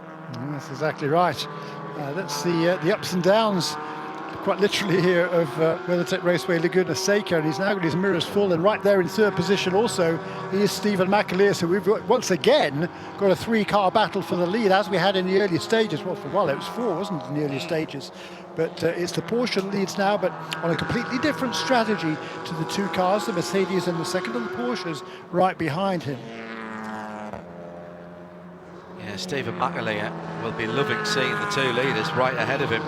Porsche, Mercedes, Porsche, Aston Martin, but nearly 10 seconds further back for the Van der Steur racing car. And falling back a little bit too. Yeah, 33.3 last time around. Yeah. And that was a second slower than Eric Foss for Murillo's 56 car, so that's closing up as well. Yeah. Yep, and Eric Foss is closing in on Rory van der Steur, and Thiago Camillo in that Toyota is closing on Eric Foss as well. That's the battle. That will be the battle for 5th and 6th. Then there's a big gap back to Elliot Skier in the number 47 Nola Sport Porsche, who's just ahead of Robert McGuinness in the first of the 2 running on different strategies, Turner Motorsport BMWs. Yeah, they have split their strategy, as we mentioned before. Now this could get a little bit untidy. 46 minutes to go, and pit stops still required for everyone, we think, down to probably 6th position. We think that the RV Motorsports Toyota is the closest, at least, to going to the end from where they are. The first car that's made 2 pit stops is still Robbie Foley, and he is now,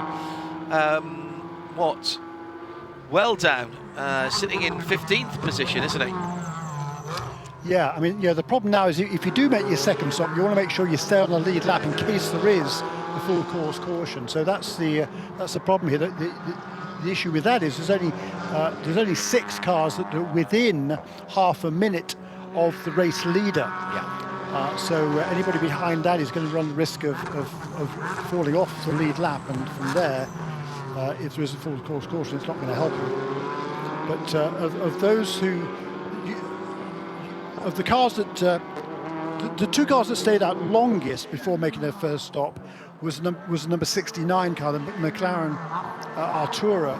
But Jesse Lazare is running at the tail end of the lead pack right now.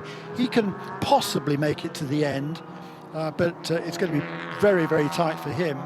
But everybody else, John, I think is going to have to make that second stop unless there is a full course caution. Apart from Robbie Foley, who and he's already made it. Yeah, he's made his second stop already. So, as you say, he is hoping for someone to have an issue. Scott Andrews still has the best lap of the GS race, and it is Mike Lamara in the LA Honda World 73. That's the FK7, the older version of the car. A 1:33.3.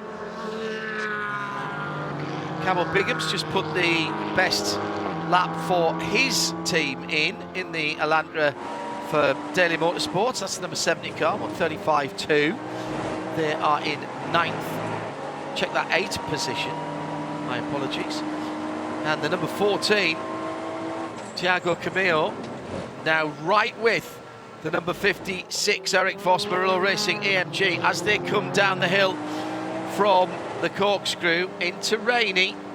And who's that ahead of Eric Voss?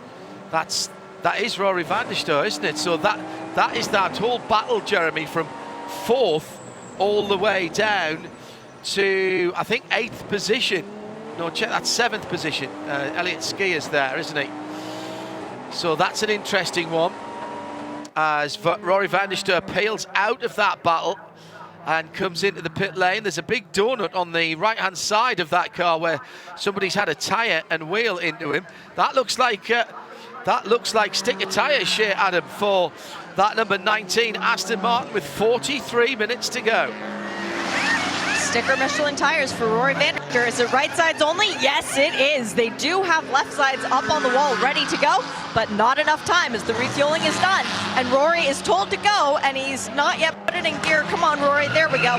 That was about 7 seconds lost in time after the fuel nozzle came out. We are also waiting for Carbon. They are up on the wall further down the pit lane, John, but I did not see more than 2 sticker tires. Now I do see new shiny Michelins up on the wall, so perhaps Carbon is going to play a blinder too. That looked like a time stop to me, and that's why they only put 2 tyres on, because as soon as the tyres were done, they pulled the fuel hose. That really interesting, that one. But what's interesting about these strategies, John, is tyre degradation clearly is an issue. So if you can split the race into 3 relatively equal segments, then that can certainly play into your favour. And the number 39 car, they came in after 40 minutes. We've now got 43 minutes to go, so I would expect them. Whoops! It's the 14. This is at the last corner. Eric Voss and the number 14. That's Thiago Camillo. They were battling over 4th position, and they've gone off at the final corner. It looked like the cars were locked together, and there's the full course yellow. Oh my goodness, now Eric Voss has continued. Now who got into the pit lane? I think Chad McCumbee did. Got into the pit lane. Oh, that was tight. Full course yellow came out at 49.17. McCumbee came in at 49.19, and Gregory Learfug at 49.21. It will depend whether they were committed to the pit lane. Race control will have to have a look at that. But the Toyota Gazoo Racing Latin American Supra, which has been so quick today, is off at the side of the road at turn 11. It's not going to be a difficult recovery for that car, but I'm not sure how far I don't know how far Eric Foss got down the road in the 56 car. It may be that he needs assistance as well. This gives us a chance to go down to the pit lane and Shea Adam. It was right side tires only for Chad McCumbee, as he did make it in before. The rule per the drivers' meeting was you must have your left side tires up to or across those white hash marks. Well, there's no possible way to go from not being there to being in the pit lane within 2 seconds. So I would say that both he and Greg Leafouge would be safe. But I wanted to come over and talk to a young man who we've talked about a great deal, John. Jensen Altzman, that was a great start to this race, and your team just lucked into getting into the pit lane. Are you feeling like the fortunes are changing for McCumbee McAleer Racing? Well, I mean, it's definitely been a tough go to the start of the season. This would be an awesome if it worked, but the car is all over the place. It's definitely fun, but we'll see how Chad likes it. You've also got another team owner in this race as well. So how closely are you watching Stephen McAleer's progress? I was watching him up until about 30 seconds ago, so I'm not sure if I'll be paying attention much after this, but yeah, I always definitely keep an eye on him, especially when he's towards the front. Good luck, Jensen. Thank you very much. Ask Shea. Shea's going to do a little bit of detective work in the pit lane, because that was the most bizarre incident I've seen for a long time down at turn 11. It looked to me as though Thiago Camillo lost the brakes on the RV Motorsport car, and he tried to go around it was Eric Foss, wasn't it, in the 56 car, and absolutely he didn't try to go around him, he ran into the back of him, but his only option, if it was a brake failure, was to turn right and into the tyre barrier there, and if he'd have done that, the car would have probably flipped and gone. That would have been a major accident. So if it was a brake failure, unfortunately for Eric Foss, he really did the only kind of sensible thing. It's a great shame for Eric Foss and for Jeff Mosing, because Eric was doing his usual excellent job. They're running in that fifth position. And it's a great shame for him, because they're always championship contenders. They come into this round only 10 points out of the championship lead, behind Robbie Foley and Vin Barletta. So it's going to be a major blow to the number 56 car's championship aspirations. But so you got to really feel sorry for them, because you're right. Thiago Camillo was a long way behind him. It wasn't as if he was right behind Mercedes heading into turn 11. He was 7 or 8 car lengths back, and all of a sudden that gap diminished, and then he was slamming into the back of the Mercedes. Let's find out from his teammates if they've heard anything. Good news is Thiago's out of the car, by the way, and the recovery is beginning. Shea Adam is down at RV Motorsport, the home of the Toyota Gazoo Racing Toyota GR, Supra GR. Shea, what do you know? With Alfredo Nasri, and Alfredo, the most important thing is Thiago's okay. It looked like a braking issue from the outside. You're saying it was a braking issue? Yeah, for sure. He 2 corners before that, he was telling that the brake pedal was feeling long. So yeah, very unfortunate. We had a great car this weekend. During my stint, the car was perfect, and Thiago's a great driver. He was moving forward. We were one of the quickest during the session. So we'll get him in Detroit. And Detroit, Watkins Glen, Canadian Tire Motorsport Park, there's so many good circuits that you guys have shown well in the Toyota before. Are you feeling optimistic about the remaining season? Yeah, for sure. I mean, my driving has come a long way. This is my 3rd season here, which I love it. I hope we can continue. But yeah, for sure. I mean, last year we had a podium finish here, and hopefully we can get it back in Detroit, come back stronger. Good luck there. Thank you very much. Thank you. One of those days. Eric Foss, by the way, didn't continue very far. That car is already on a flatbed as well. Now, Jeremy, let's have a look at who this might help out. When was Daniel Morad last into the pit lane? And Scott Andrews, who's got the fastest lap of the race, they've only pitted once, but I think they came in quite early. So for me, actually, they stayed out longer than one would have expected. Actually, he came in, I think, on lap 35 or 36, along with most of the other contenders. So, he's in reasonable shape. The question is now: do you take a gamble and stay out there and hope you can get to finish? Because this is going to be a fairly lengthy cleanup. So those cars that came into the pits to make their scheduled stop sort of 5 minutes before the hour, it's going to help them tremendously. Correct. But for the number 39 car that leads the race at the moment, not so much. Ironically, it would have been a great help to the car that caused the incident, the number 14. Yeah, definitely something wrong with the brakes there. That's not, you don't make that kind of mistake in a race car. And particularly not somebody the experience of Thiago Camilo, who's got a huge amount of success in the Brazilian stock car championship over the years, and one of the most, in terms of driving, one of the most experienced drivers in the field. Thought about going right. You were right, Jeremy. Now he unfortunately for Eric Foss, he made the right decision. Because to turn right there, you're going at high speed. You'd hit those tyre barriers at an oblique angle. It would certainly flip the car and then probably go over the barriers as well. So, and you can't go left because then you nail the car in front in the driver's door. Absolutely. Jeff Westphal and Spencer Pumpelly for Carbon and BGB in the two Porsches have both come into the pit lane. And Shea Adam is watching this, and this looks to be tyre-driven, Shea, rather than anything else. Absolutely. 4 sticker tires for both of those drivers. Still waiting for Spencer Pumpelly for the service to complete on the left rear. A bit of trouble with that tire. But for Jeff Westphal, the 4 sticker tires, that's what Steve Dinan had ordered, just what the doctor said. I'm a little bit concerned for Macumbi Macular Racing. They just wrote on the back of their shiny silver pitboard, "We hear you, fuel full." Unfortunately, it was written in gold on a very shiny background, so I'm not entirely sure that Chad Macumbi could read it. But if he did, he knows that he's good. If he didn't read it, then he probably thinks the team was signaling him to come in, which is not what they were signaling him to do.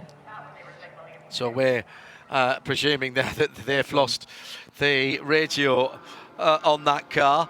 Could somebody not just run alongside him when they're behind the safety car and pass him a note? I don't know. No, I'm sorry. I shouldn't have said that. Stranger things have happened. Chad McCumbee came into the pit lane right before that caution period, so he knows he's good to go to the end from here. Yeah, I'd have thought so. So another 2 retirements, I'm afraid. Murillo Racing, Eric Foss in that number 56 car. That's significant for the championship, as you heard Jeremy explaining. Thiago Camilo and Ave Motorsports Toyota. That was significant for the race. That car was looking very strong indeed for the race. And of the one-stoppers was the car that had gone the furthest into the race. Pits are open for TCR. I might get a couple of takers here. Denny Dupont has come in from 4th position there. Mikey Taylor has come in as well. He was a little bit further down. Shea Adam is watching those 2 stops. Tires for Denis Dupont, and they're putting the car up on the air checks, the new Audi, the only new Audi RS3 TCR in the field, and they are doing new front tires for him as well. I do love the aggressive look at the front of that RS3. John, as you know, I do have a soft spot for RS3s, S3s, A3s, all of the above. Pit exit close light was on. It is now off, and Denis Dupont retakes the track. Mikey Taylor is still waiting on his tire change to be completed. So let's reset the field here behind the safety car. Thank you, Shea, sorry. Christian Szymczak for Murillo Racing in the number 72 car took the lead just a lap or so before that incident that brought out our first full course caution of the day. Szymczak has 19 laps under his wheels, as has Stephen McAlee. He might be 1 fewer actually in 2nd place. Elliot Skier in 3rd place is 17. Daniel Morad, we were talking about Morad and Scott Andrews. They are 19 laps into their stint, so they're only a couple of laps away from the best off in terms of fuel, and they are the same as the leader. So interesting. Yeah, it is interesting. I mean, the number 39 car, you say it was tyre driven, that pit stop. It wasn't. They couldn't have made it to the end. Okay. In any case, but if that was their strategy all along, to make 2 stops and equalize their stints as much as possible, so they didn't have to run too far on any particular set of tyres. Yeah. So they've got some work to do now as Jeff Westphal, but he's got the best tyres in the field, along with Spencer Pompelli, who's also. I mean, and those 2 cars have been seriously quick this weekend in the practice sessions as well. So watch for them to carve their way through the field. Robin Liddell coming in as well as the pits are open for everyone. My point about that 39 car was the length of time that it was standing still. The fuel was out, so they've used. Got it. Yeah, sorry, no, that's my fault. I didn't explain myself. It's going to be new right side tyres at the very least for Robin Liddell. Yeah, they took the opinion, rightly so, I'd say, Jeremy, that we had to stop anyway for fuel. We might as well put 4 new tyres on and, say bad things about our driver's family, slap Jeff around the face. Well, no, that was the strategy all along, John. Yeah. To do that, to come in, put on a fresh set of tyres to run from the end from here. They committed early to a 2-stop strategy, knowing that they would have a fresh set to put on for this final stint, and whatever happens. But we'll now see whether that works out. The caution period certainly hasn't necessarily helped them, but because they were in good shape in any case. But we'll see. That track temperature still hovering around 97 Fahrenheit, 36 Celsius, and we are still in behind the Hyundai safety car, and we can't be a million miles away from going green here. It looks like we're going to have about a 25-minute dash for the points. This is the first intervention by the safety car. We had run full green to that point, and entertaining it was. Still looking, of course, for our Michelin moments of the race in both TCR and GS. Shea Adam has been checking on a couple of strategy items down in the pit lane. What have you got, Shea? As we go back to green, it would have been a two-tire stop for the number 39 Carbon Porsche if they'd stayed green, but because they have the time, put the 4 on, and they think their 4 tires are worth 2 to 3 seconds a lap. Well, I'm not going to disagree with that. We saw that at the end of the stint, and come the last 5 or 6 laps, we could have a really interesting race here. We've got the restart now, and already people trying to make up positions whilst the field is compressed. Simchak got a reasonable restart with Stephen McAleer right up his tailpipes, and then Elliott Skier in there as well. Robbie Foley trying to make his way through in the BMW for Turner Motorsport, the number 96 car, as he's on the inside of Gregory Leafuge in the Stephen Cameron Racing number 43, the orange and blue machine. And in fact, Gregory has just gone by and taken that 8th position. So they were side by side for a couple of corners, and now it looks like the BMW from Turner is going to lose another position, and that would be to Chad McCumbee in the Ford Mustang as they were coming up to the top of the hill. I've got to say, Jeremy, if what we saw in the opening stint, at the end of that opening stint, was anything to go by, certainly 2 or 3 seconds a lap in terms of a tyre advantage is not beyond the bounds of possibility. No, it absolutely isn't, John. You're absolutely right. And that same goes in TCR as well. It was certainly interesting there to see Denny Dupont and Mikey Taylor both come into the pits during that caution period and changed. I think Shea said that they took on tyres. I'm sure they did. Yes, they did. And those are two very fast cars as well. Denny Dupont was quickest in, I think he was quickest in practice actually, prior to qualifying. Yeah, indeed it was in car number 15 for Rockwell Autosport Development. He was the fastest car in the 2 practice sessions. So he's now got a fresh set and he's running in 5th place and not far behind the 2 leading Hyundais of Mark Wilkins and Robbie Wickens. Then Ryan Eversley, the pole sitter, in 3rd position. Then Michael Lewis in the 3rd of the Brian Herder Autosport cars. And then is Denny Dupont in the number 15 car and Mikey Taylor in number 17 Audi as well. Great battle going on between Robert McGuinness in the Turner Motorsport number 95, Daniel Morad for Winward Racing, and Scott Andrews for Lone Star Racing's right there as well. That is the battle for 4th, 5th and 6th. They changed positions twice in the last 2 corners, the last lap, and it looks like we're getting the same sort of battle coming down the hill again. The Turner Motorsport car with the white hood, the white bonnet, maybe not quite as sharp as those 2 AMGs behind, and Daniel Morad dives to the inside. He did exactly this last time around, but then ran long at turn 11, and there's a bit of bumping and boring, some paint being traded there, side by side. That's a big hole in the air for Scott Andrews to exploit. There was another little touch wheel to wheel there, down towards the hairpin at turn 2, the Andretti hairpin. They're still side by side. That's all the way down the front straight.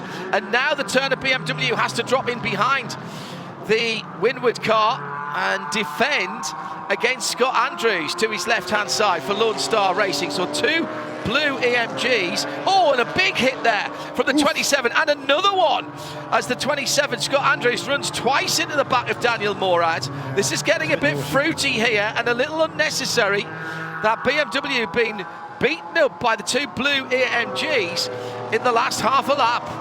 Yeah, McGuinness, he was passed on that last lap by Daniel Morad, and Scott Andrews once passed as well. He knows his Mercedes is fast.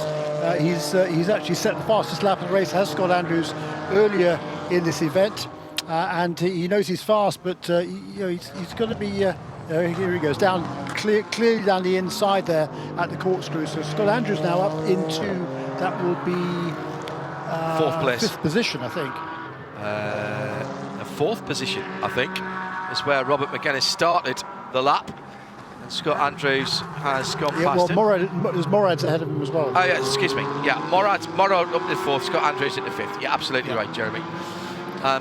Meantime, at the front of the field, Christian Simchak, 32.5, 32.2 for Stephen McAleer. They're a second apart, 3 seconds further back to Elliot Skier, 32.4. 32.9 for Daniel Morad for Winward Racing. That's been a good drive through the field from Winward Racing in that number 57 car. Quietly gone about their business. Oh my goodness, 4 across the track coming out of turn number 2 there, and in the middle of that was the Stephen Cameron Racing number 43 BMW. Easy to spot that blue and orange car. It's getting feisty. Great racing going on here, and that full course caution really helped those 2 Mercedes of Daniel Morad and Scott Andrews, the 57 and 27. They were quite some way back without that caution period, and this has moved them right into contention, and those cars are fast. And here comes the number 39. Remember, that was a 4-tyre stop for that Porsche. Jeff Westphal is using that additional grip to pick his way through. He dropped outside, well outside the top 10 with that stop under yellow. Changed it up from a 2 to a 4, and also coming with a tyre advantage, Robin Liddell, who made another stop there in the 71 Urban Grid Camaro, a Rebel Rock racing car. So we're already seeing, and we've still got 22 minutes to go, we're already seeing tyre advantage starting to play out. It's not now that I'm interested in, Jeremy, to be honest. It's in the last 5 laps or so, when the guys are in front. At the moment, they're not being allowed to save their tyres. They're lapping within round about 2 or 3 tenths of a second, half a second at least, of their fastest lap of the race. They're not being allowed to save. No, there's just over 21 minutes remaining in this race, and who can look after their tyres and push hard now, but still have something left for the final stages, particularly if there were to be another caution period. But out in front, Christian Schimjak. He's such a great character, is Christian. He's from the Bay Area. Is Christian originally? I think he lives out. He's in Oakland, California. From Southern California earlier on, but really cool guy. And he's 3 times he's finished in second position as Christian Schimjak.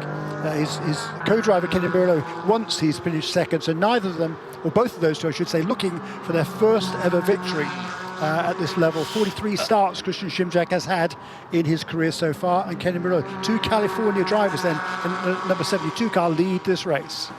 Drama in the TCR Championship battle. Shea Adam has some news that could have huge implications at the end of this race for that championship chase. Shea, what do you got?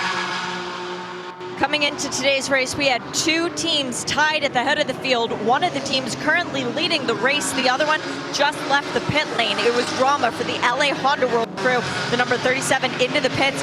Fuel pressure sensor issue. They were not getting a full reading. It was only going up to 130 bar, which is not nearly enough. So they brought the car in. They looked in the engine bay, couldn't see anything wrong. They plugged the car in, still couldn't see anything wrong. Then they saw something that they didn't like, something not completely plugged in the right rear of the car. This is the 73, excuse me, I think I said 37, not the new car, the old one. But the good news is it's still early on in the season, and they can come back from this, but they had gotten the lap back, John. They had high expectations for the rest of today's race. Those have gone out the window. And a couple of cars with fuel pressure problems. Side-by-side action, Robin Liddell and Robbie Foley, and a bit of rubbing bodywork between them, which for a moment pushed bodywork onto the right front tyre of the Scotsman's Camaro. But feisty, we said. People realise now that it's go time. We're under 20 minutes now, and they want, if they've got new tyres, they want to make hay and performance advantage whilst they can. And that's exactly what's happening with Jeff Westphal, who's just gone by Rory van der Steur up into the top 10.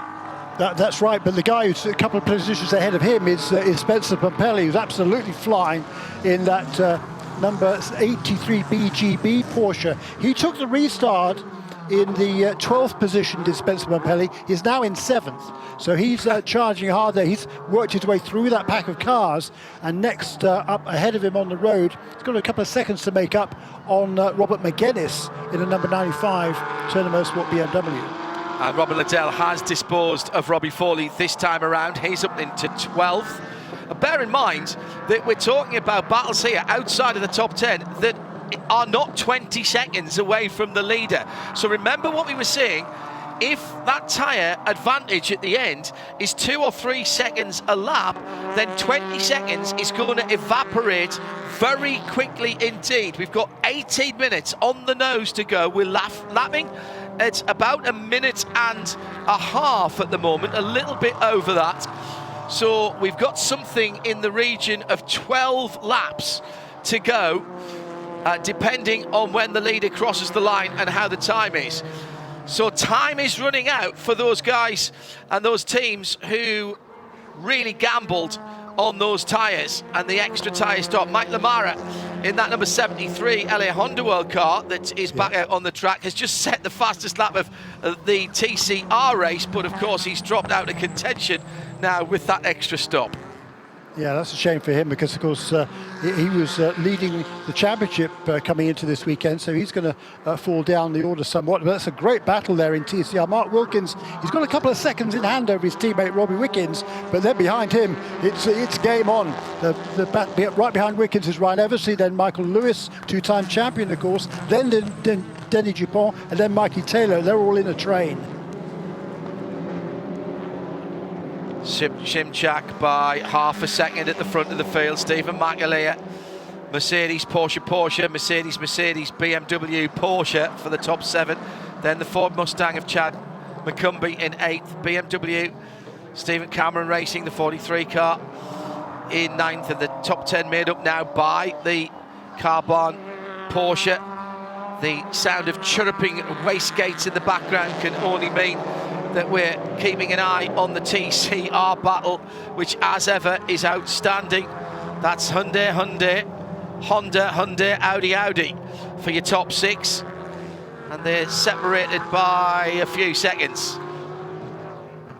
He's doing a respectable job here. He's running at the tail end of the lead pack cars, or lead lap cars in GS. Patrick Lindsay, who's got a lot of experience in the WeatherTech series in GTD over the years. He's been, not sure what he's been doing for the last couple of years. He did some racing certainly in Europe, didn't he? He did the WEC in a Porsche. But making this is his debut in this championship, sharing that number 88 Archangel car this weekend with Todd Coleman, and he's hanging with those guys just ahead of him. Jesse Lazaire, Robbie Foley, Robin Liddell, they're all pretty much in a train there. So hats off here to Patrick Lindsay from Santa Barbara, California originally. I think he might be based in Texas these days. Good job he's doing. He was just outside of Dallas for a while, certainly. His day job is flying planes. He does deliveries and ferry flights for planes, and he won GTEM in the World Endurance Championship. So spot on there, Jeremy. Egedio Perfetti and Jörg Bergmeister was his teammates in the Project One car, which is another one of the Proton machines. And we'll see a Proton Porsche here in IMSA competition shortly. Obviously in WeatherTech, the new 963, first of Christian Reed's cars to come and play will be here. Hearing potentially another 2 Porsche in private hands for next year's IMSA WeatherTech Sports Car Championship, but probably in the hands of teams that have already got them. So that would be another one perhaps for Proton, and a dual programme for the second car for Hertz Jota Racing. But definitely the long races is the aim for that. That's in WeatherTech Sports Car Championship, which we'll have for you tomorrow, of course. So this TCR train, Mark Wilkins has made a bit of a break for freedom here. He's got about 2 seconds ahead of the rest of the pack. Robert Wiggins holding on to his coattails. A few moments ago, nice pass by the remaining Rockwell Autosport Developments car, and then it got a little bit untidy going up the hill with the cars behind him fighting it out. One of the Brian Hurticus, that was Michael Lewis there, and the Unitronic JDC car was in that as well from Mikey Taylor, were side by side, and that got a bit gravelly and dusty for a moment. Don't forget, Shea and Jeremy, I'm going to be asking you in a few minutes about your Michelin moments of the race, both in GS and GT.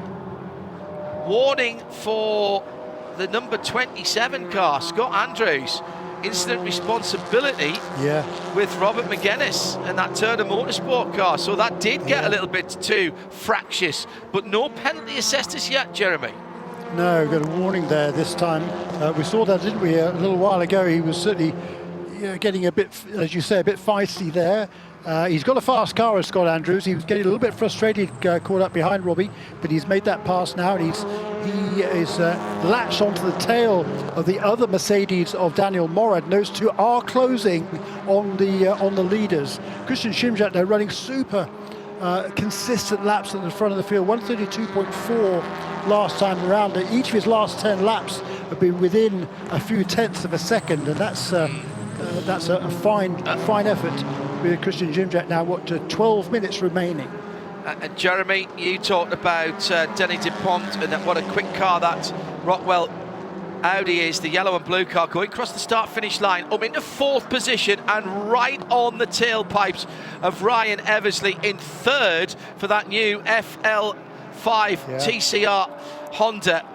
So they made the decision to come in and take new tyres and thought that might help them out. Shea, Adam, any thoughts for you for GS or TCR for the moment of the race down there from pit lane? GS has to be Kenny Murillo for me, going from third to first in half a lap. That was a very impressive pass in the corkscrew. Yeah, good point. That was it hasn't necessarily worked out for the other car in that, but the 72 car leading the motor race. I'm going to keep an eye on that Rockwell Autosport Developments car, and that pit strategy might just win it for me, or at least have that nominated for me. Yeah, they're so close, all those TCR cars. It's a great battle going on. As you say, Mark Wilkins, he made a bit of a break at the restart, got a couple of seconds ahead of his teammate Robbie Wickens. He's kind of maintaining that, but they're just trading hundredths of a second, each of those second, third, fourth and fifth place cars. That's number 33, 37, 15 and 17. And there's a couple of lap cars in there, I think, as well. As far as GS well, actually, Michael Lewis and Tyler Maxon are in that trade as well, aren't they? With Owen Trinkler, with the Team TGM GS Aston Martin. Yeah, GS for me is a tough one, but BGB have played their cards as well as they could do. Spencer Pumpelly, with a bit of clean air ahead of him now, might be able to make hay and get onto the back of that top 5 train. If he can do that in the next couple of laps, he'll have another couple of laps to try and get closer to the podium. But I think Winward Racing, for me, have done their job very nicely indeed, and Daniel Morad's just a second away from a podium spot. Now, news coming through of a drive-through for Michael Lewis in the Brian Herder Autosport machine. That is last year's champion. They're 6th in TCR. Blocking is the call, Jeremy Shaw. 2 years of a championship, double championship in the last 2 seasons, and blocking has been the call there. That was right in the midst of that TCR train that we were talking about. Yeah, and right. We don't often see that penalty handed out, but the officials are watching, and they want everybody to play by the rules. So fair game there. Those two Mercedes, they're still together. I mean, number 57 and 27 are running pretty much the same strategy. They've got pretty much identical cars, and they're both running there. They're the big gainers from this full course caution, no question about it. And with the fact that Mercedes is really good in its tyres, they're maintaining pace with these. Not only maintaining pace, they're actually inching closer to the top 3. But meanwhile, Spencer Pumpelly, you're right, he got past the number 95 car 4 laps ago, but he's only closed in on the Mercedes, pair of Mercedes ahead of him by a tenth or 2 of a second per lap since then. So inside the last 10 minutes, in fact inside the last 8 minutes, we're down to the last 5 or so laps to go, and we've got problems for the number 15, the Rockwell Autosport development car. I think it's a left front puncture. Now, what's happened there, or is it a suspension issue on that car? But certainly problems to the left front of that machine, and that is a disaster. What a horrible race they have had. In fact, now I can see some smoke. Yeah, it is the left front. The left front has taken a battering there, and that has brought to an end one of my nominations for the Michelin moment of the race in TCR. I thought they played a blinder there coming in. What a shame. And they've lost now, Jeremy, both cars, one right at the very start of the race and one at the end. Yeah, and the move of the race doesn't have to go to a car that finishes, does it? So I think it was a great call by them, and I think Denny Dupont was kind of biding his time a little bit and looking to put the hammer down on the last final stage of this race, perhaps, but unfortunately it's a moot point now because he's not going to get that opportunity. No. But you're right, it was still a great call by that team. It's been a really good drive. Nick Leumann started that car, and Denny Dupont was right in the thick of that battle. And I tell you what, that little team, they're just a a small bunch from New Jersey, Colts Neck, New Jersey. Dentists by trade are the Rockwells, father and son, Eric and Alex, and they've done a super job with it, with a small budget, and they go racing, and it's just a bunch of enthusiasts, and my hat's off to them. Did a really fine effort for them, and once again it's gone unrewarded today, but hats off to them in any case. I'm with you. I think that was a great strategy call, and we're going to give them the Michelin moment of the race for that car in TCR. So that's the Rockwell Autosport Development car, the number 15 car, putting Denny Dupont within a shout of a podium before that puncture. And they've had a horrible day with their other car. In GS, Jeremy, have you got a suggestion for GS for the moment of the race? Shea was saying that great overtake that put the 72 in the lead from Kenny Murillo before Shimchak took over. That was, if we're talking about a moment, that was a pretty stunning one, to be honest. It was a great strategy as well. I mean, they stayed out there. They just made the one pit stop. So they're gambling a little bit. They're hoping that they've got enough fuel to get to the end from here, but it's been a brilliant drive, I think, from Christian Shimchak. It's actually edged out a little bit now over Stephen McAleer and Elliot Skier, who's running in third place. It's been a good run also, by the way, for Nola Sport in that number 47 car. Elliot's done a super job there to keep the pressure on Stephen McAleer, but for me, I think it's got to be Christian Shimchak. If he can hold on here and win this race, I think it's got to be that number 72 team. I mean, they've come so close to winning in the past, and things have got in the way, or things have happened, or whatever. It hasn't happened. As I said just a little while ago, 3 second-place finishes for Christian Shimchak, 6 podiums he has had, a pole position as well, but no wins yet. And how would he love to do so here at the closest track to his home? A Californian, in every sense of the word, is Christian. Just a great character, and I'd be thrilled for him to win this race. So I think we can confirm then the number 72 Murillo Racing Team will... Well, assuming they can get to the end. Well, yeah, probably. Yes. Yes, okay. Let's not make the call just yet, but that's my nomination for sure. Michael Lewis serving his drive-through. And that will drop him well out of contention. He argued the case for a long time, though, didn't he? Yeah. Yes, he did. Race control was prepared to hear their submissions, but wasn't prepared to amend what was going on. 1.8 seconds at the front of the field. McAleer at the moment not gaining on the leader. Elliot Skier not gaining on second. And that tyre differential hasn't quite played out as we thought it would be. Spencer Pumpelly's gained a couple of seconds on Scott Andrews, but no more than that. Robin Liddell hasn't been able to get any further. Well, he's taken Rory van der Steur, actually. So he's just on the outside of the top 10 at 11.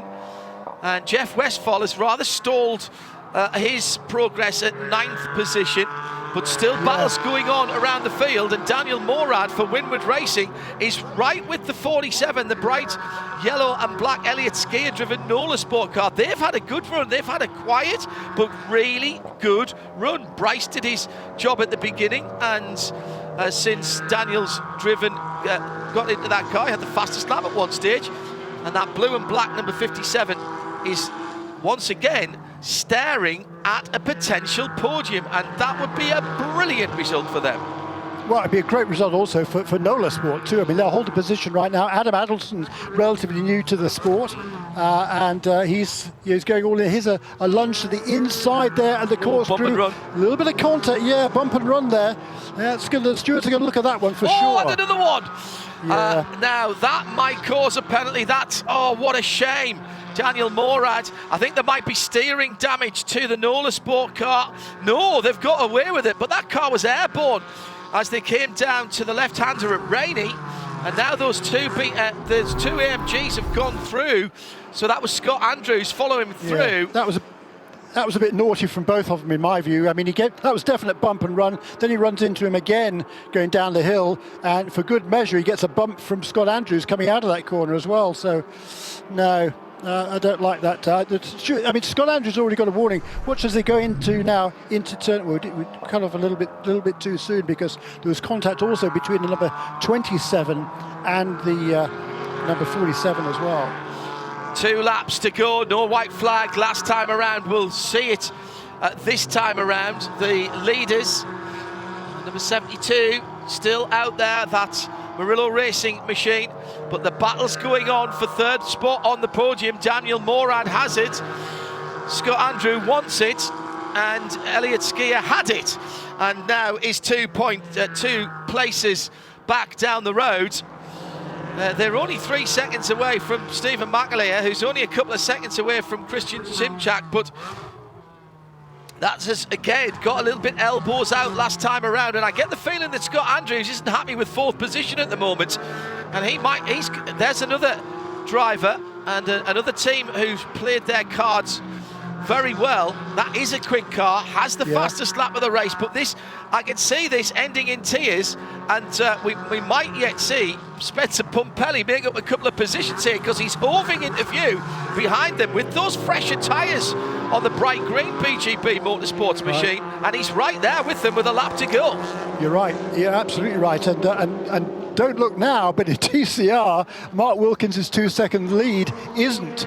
It's maybe a second now over Robbie Wickens. Ryan Eversley is right there, as is Mikey Taylor, who is on that same strategy that the Rockwell Auto Developments team tried. And this is pretty much now a 4-car battle for the lead in TCR heading down the corkscrew. And they've got another lap to go at the end of this one. They've not yet seen the white flag. The leaders have done. And up to turn 5 for Christian Simchak, and Kenny Murillo will be biting his fingernails in the pit lane. What a great overtake to take 2 cars up at the top of the corkscrew and take the lead earlier on in the race. And Christian Simchak, well, he's brought it home, no doubt about that. They've played the strategy, just the one pit stop for those GS cars. That's right on the ragged edge, but they have had 12, nearly 13 minutes of safety car to help them out. 2 corners to go for Simchak behind the wheel. It's not the case he can kick it out the clutch and let it coast home. If there's a splutter here, it's quite a long run to the line, and it's slightly uphill as well. And Spencer Pumpelly knows all about that. That's Road America, I seem to remember. Yep. Here they come, Murillo Racing. They take it and win at WeatherTech Raceway Laguna Seca for Michelin Pilot Challenge. RS1 a second. Winward Racing take 3rd position for Daniel Morad and Bryce Ward. Shea Adam is with the winners in GS. Excuse me, she's down at TCR. We'll wait for them to come across the line. We'll finish off the top finishes. Scott Andrew for Lone Star in 4th, 5th is Nola Sport, 6th BGB, Stephen Cameron Racing in 7th, Carbon in 8th, McCumbee McAleer in 9th, and the top 10 made up with Turner Motorsport. It will be Hyundai and Brian Herder Autosport with the chattering team wastegates. Mark Wilkins in the 98 car finishes off the stint and takes the victory. Second, teammate Rob Wiggins right at the pit wall, and 3rd on its debut. It is a podium finish for the new FL5 TCR and LA Honda World Racing. Shea Adam is with the winner in TCR. This is pure elation down here, John, for this team and for Mason Felipe in particular, because every race that he has done so far in 2023 has resulted in a podium. Mason, congratulations on a win at your home track. How's it feel? It feels amazing. I'm so stoked right now. It's super awesome to be driving the Hyundai La Terrain around this, with all the Hyundai people here and all of our fans and supporters. It's been a great race. It was a hard battle the entire time. Super thankful for the Brian Herder Autosport team. They killed their stop. Our car was amazing, that La Terrain TCR car, and so can't wait for Watkins Glen. Congratulations. I suspect similar elation down at Murillo Racing. Jeremy Shaw doing the arithmetic. to see what that does to the championship. There's been some problems for teams, drivers and manufacturers who came into this weekend in good championship positions, so there could be some quite big turnarounds and point swings here. Jeremy, let me know when you've done the arithmetic. Yeah, it's going to take a little while actually, because there's I think though that Kenny Merlin and Christian Shimjak are likely going to take the points lead from here. With the problems for Jeff Mosing and Eric Foss, their teammates, of course. The car that came in third in the points isn't even running this weekend. That was the JTR Engineering Mercedes. The Plums have had problems. Scott Andrews and Anton Diaz-Pereira, they finished fourth today, so they'll have 720 points. But Kenny Murillo and Christian Shimjak, they'll have 350 for the win today, giving them 760 in total. And I think third in the points table is going to be the leaders coming into this weekend, which is Robbie Foley and Vin Barletta. They finished 30th today, and they'll be third in the points leaving here this afternoon. Well, that was absolutely enthralling. Yeah, that was mega. What a race. And it's always been great racing, but we've had some really messy races, haven't we, lately? That's true. In the Michelin Pilot Challenge. Today, that was an absolute cracking race. And without the brake failure for the Toyota, we might have gone green all the way through, to be honest. Yeah. And that did change the complexion of the race and made a few differences to what was going on. Shea Adam is down with the winners. They're in victory circle at the moment. A lot of happy people next to that metallic orange car. Shea Adam. Oh yeah, a lot of happy people in this victory lane in general, as the Hyundai has just pulled in as well. And I saw Kenny, there he goes, he's disappeared up the inside of me. Kenny, congratulations, race winner. How does this feel? Oh my God, the monkey's off the back. So, just really happy. I mean, the racing crew really deserves this result. It's been a long time coming. Hopefully, we can follow these results. And I'm just lost for words. What an incredible weekend. It was ultimately your pass that put the car in the lead, and then Christian's great driving to keep it there. But it's got to mean even more that it's a team effort. Christian Simchik's here now too as well. Congratulations to both you guys, race winners. Yes. I mean, like I said, monkey off the back. Christian did a great job to bring it home. Yeah, my stint was exciting towards the end, but wow, what an incredible day. Christian, any better place to get this done? No, not at all. Nope, this is home for me. You know that. I didn't know we could win, honestly, but now I know. Oh, dude, great race. That's Stephen Mackler coming over to congratulate him. Guys, awesome job, well done. Congrats. Thanks, Shay. Appreciate that. Thank you.